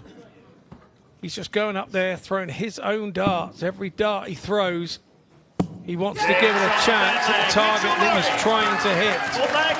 Whether it's double top there or whether it's 3 at treble 20.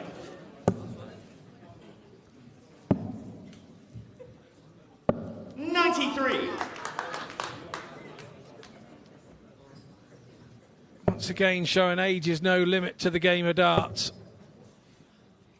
If you're good enough, 100. you're old enough.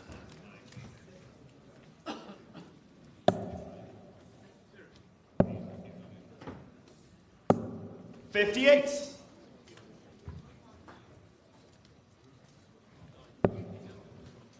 And again, it's that awareness.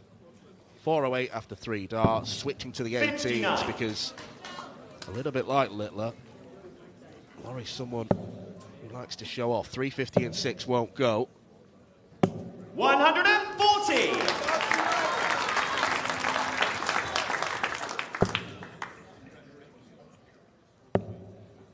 Optimists will say that Jason Brandon has a 100% 100. record on the doubles. He's had one attempt. That's how difficult it's been. That's all he's been allowed, isn't it? 96.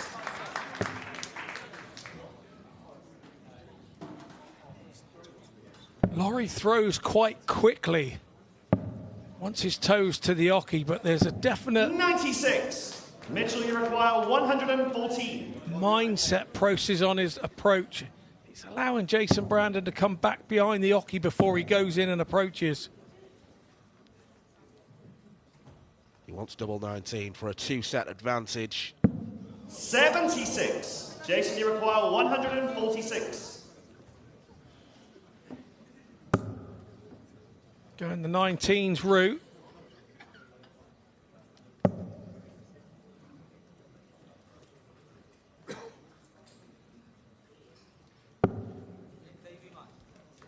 $96.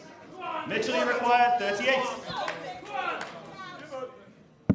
Game sharpness, second set. Mitchell Lawrie. He does like that double 19, doesn't he? Game on. Takes a 2-set lead in quick fashion here.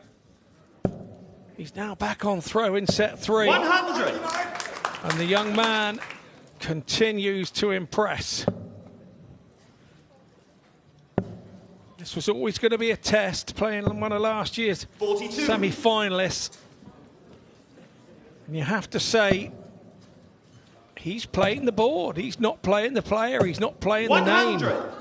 He's just going up there and doing what he knows that he does on that practice board at home. And he's just bringing it to the big stage. And let's have it right, he's not playing a 60. darting no mark either. Brandon's run last year wasn't a fluke, and this year he's gone on to have some fantastic results in the WDF system. Won the Hungarian Classic very recently, got to the semi-finals of the World Masters, and over in the PDC, 95. beat former Lakeside champion Stephen Bunting on the Madison Square Garden stage. Yeah, he's had a good year. Jason Brandon. 45.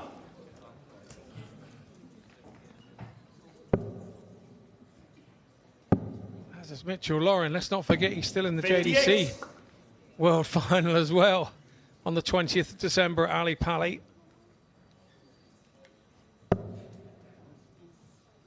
I think he plays Kaya Basu actually in that final. I'm not 140. sure. Mitchell, you require 148. Someone we'll see towards the end of the week.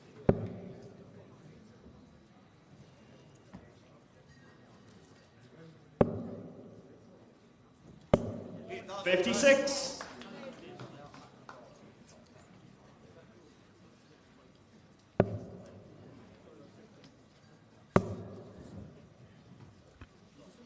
$140. Mitchell, you require 92. Double 16. Next door. 76. Jason, you require 74. He's offered an opportunity here to Jason Brandon. Big 20. It's a nice marker. 54. Thought that was going to lay on the top, but it hasn't. Mitchell, you require 16. The momentum here can continue with Mitchell Lawrie if he takes this 16. The young man composes himself. Game shot. And there we go. Mitchell Lawrie. Second leg against Jason before a Crowd in the crowd. Game on.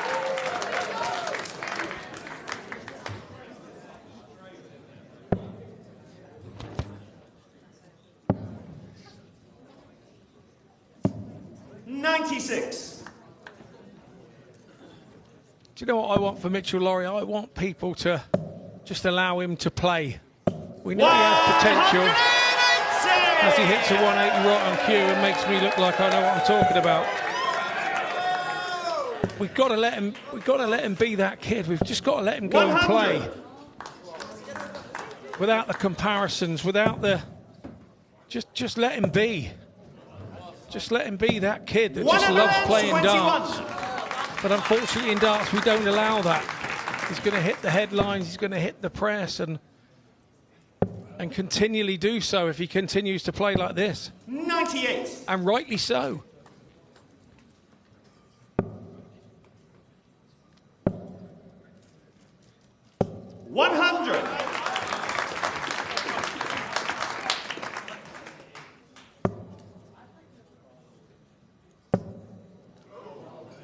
Triple 17. 171. Wonderful from Jason Brandon. He's not going to give up without a fight.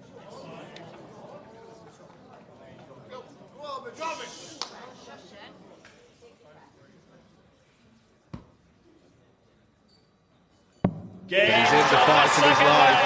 If he's to win here. The leg, it's Mitchell of 11 dart leg. Hang on. And I think Jason Brandon, with a big smile on his face, knows the race might be run.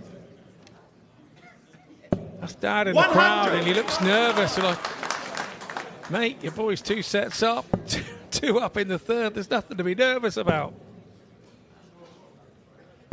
100.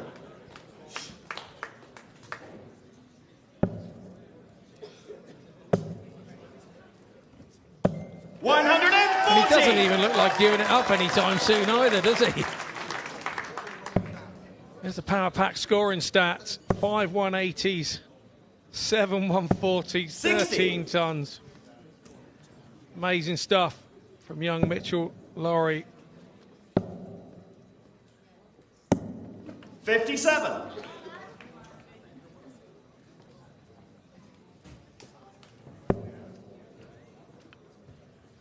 Might need to take this in 4 to beat that Lakeside record. 28.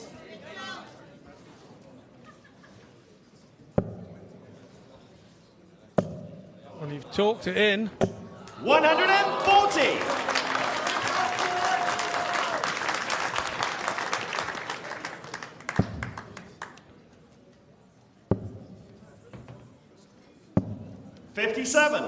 Mitchell, he requires 64. Double 8 for a 3-0 win. 48.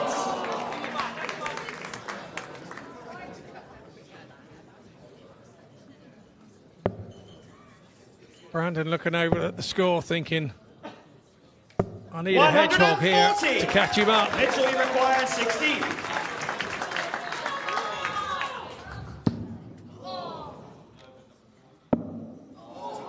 Double 2. 12. Jason, you require 116. Perhaps he does get nervous. That was to get over the line. Perhaps he is real. 98. Jason Brandon's a real fighter. He's only had 3 darts at double.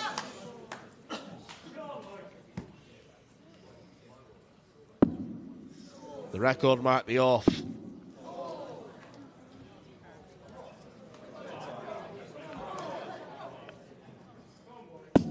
No score. Jason, you require 8 darts at double, would you believe? 8 match darts.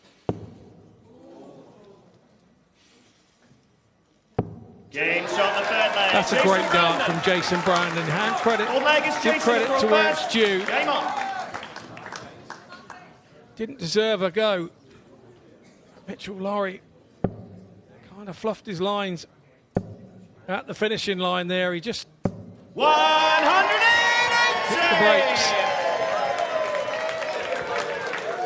This is where we're talking about the learning stuff coming in for the young man. 60.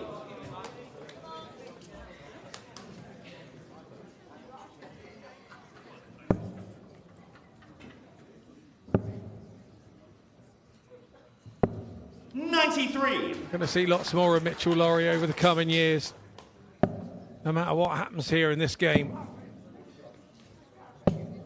40.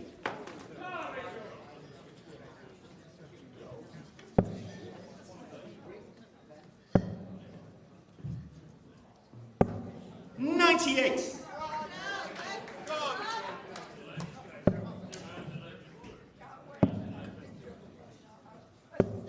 59. You have to Jason say, require the 130.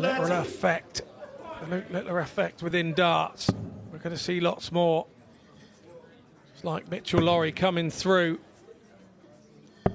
98.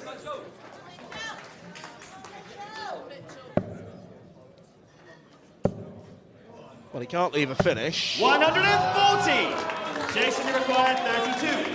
He can try with the no-look third dart. Game shot the fourth leg. Jason Brandon. Fifth leg, Mitchell through first. Game on. Well, we're going all the way in this third set. Seemed likely. You did say a couple of legs ago, Dan, that he wouldn't go away, Jason Brandon. 96. I agreed.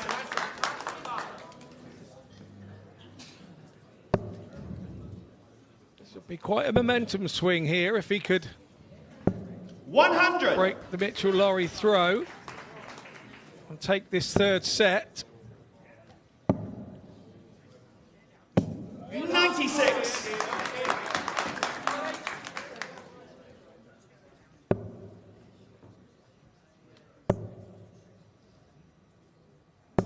100. Should start downstairs this first dart. He does. 133.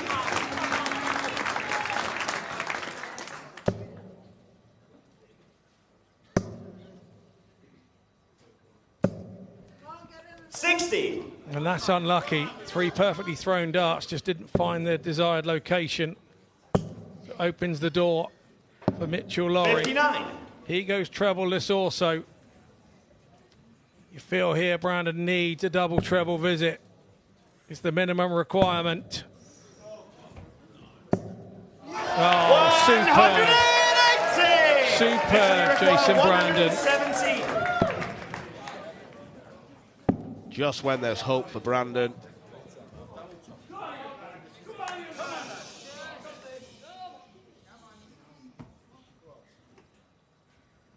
Mitchell Lawrie squashes it. Mitchell Lawrie. Another tremendous performance on the Lakeside stage from this frighteningly talented 15-year-old. He sealed the deal with a 117 checkout, and particularly in the early stages, Mitchell Lawrie was irresistible. Jason Brandon tried his might. His dad, Fraser, can't quite believe how talented his son is. You better believe it, Mitchell Lawrie, a real contender please here. show your appreciation to Jason Brandon.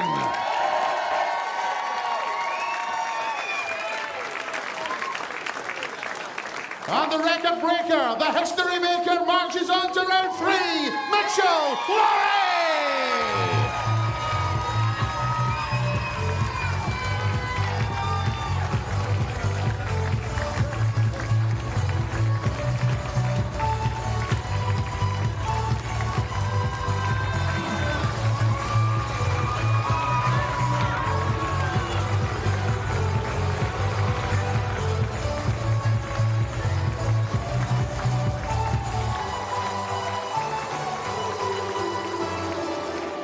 Well, ladies and gentlemen, that does bring day 6 to a conclusion. Have you all had a good night? Who's coming back tomorrow? Well, Mitchell Lawrie walks off the Fantastic stage. stuff. Well, everyone returning tomorrow. He has We look forward amazed to and seeing you dazzled for everyone our next in double attendance session. at And Lakeside for everyone this departing, evening. thank you very much He for will coming face to the another Lakeside Country American Club this evening. It's in been a the pleasure third having round your of the company, competition. and we hope to see you once Jeff again Springer very, very Jr. soon. Thank you very much He might once be again, taking a ladies big and gulp gentlemen. See watching you next what he's time. just Thank seen you, and unfold. good night. He's got a tiny bit sloppy towards the end, but Mitchell Lawrie has been the star of the show. He has taken most of the headlines throughout the course of this Lakeside World Championship. The number 2 seed did not pose enough problems early on. Lawrie took a 2-set advantage. He went 6 into a 9 darter.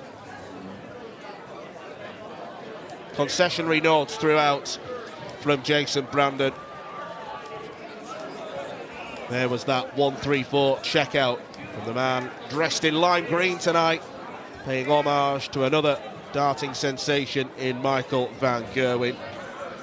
Things got awkward towards the end. He missed 8 match darts to win 3-0 in the 3rd set. But there was the match-winning top shot pinned from Mitchell Lawrie. He can celebrate, he can crack open the iron bruise. He is a serious player at Lakeside this week.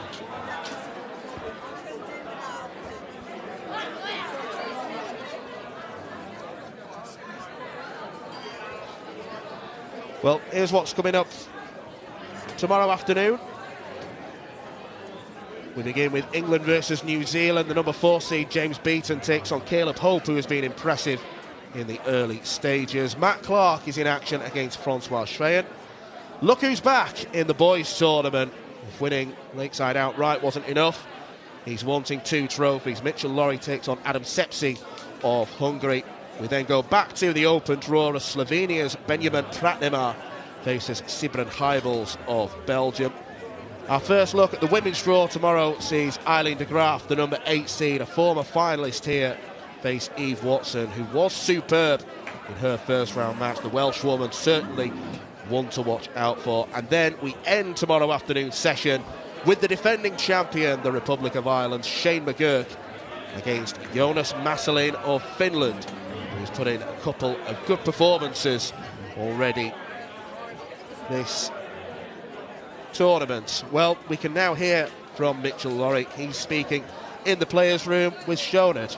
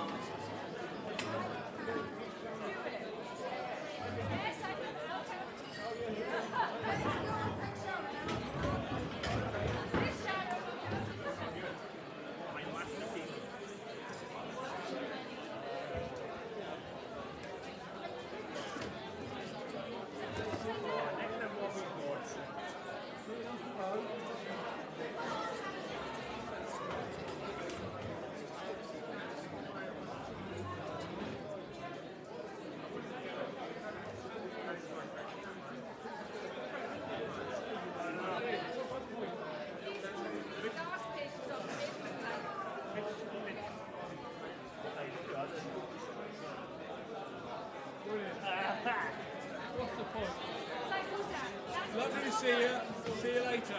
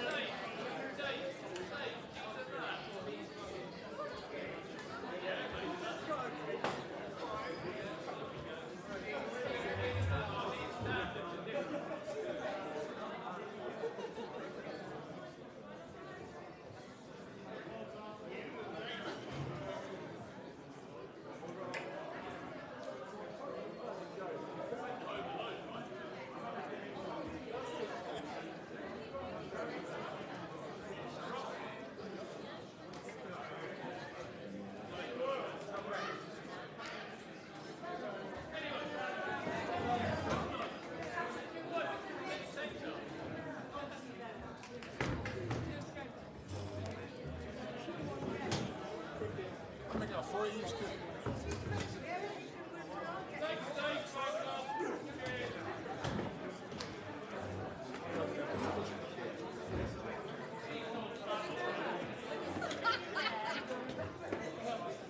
Nacho.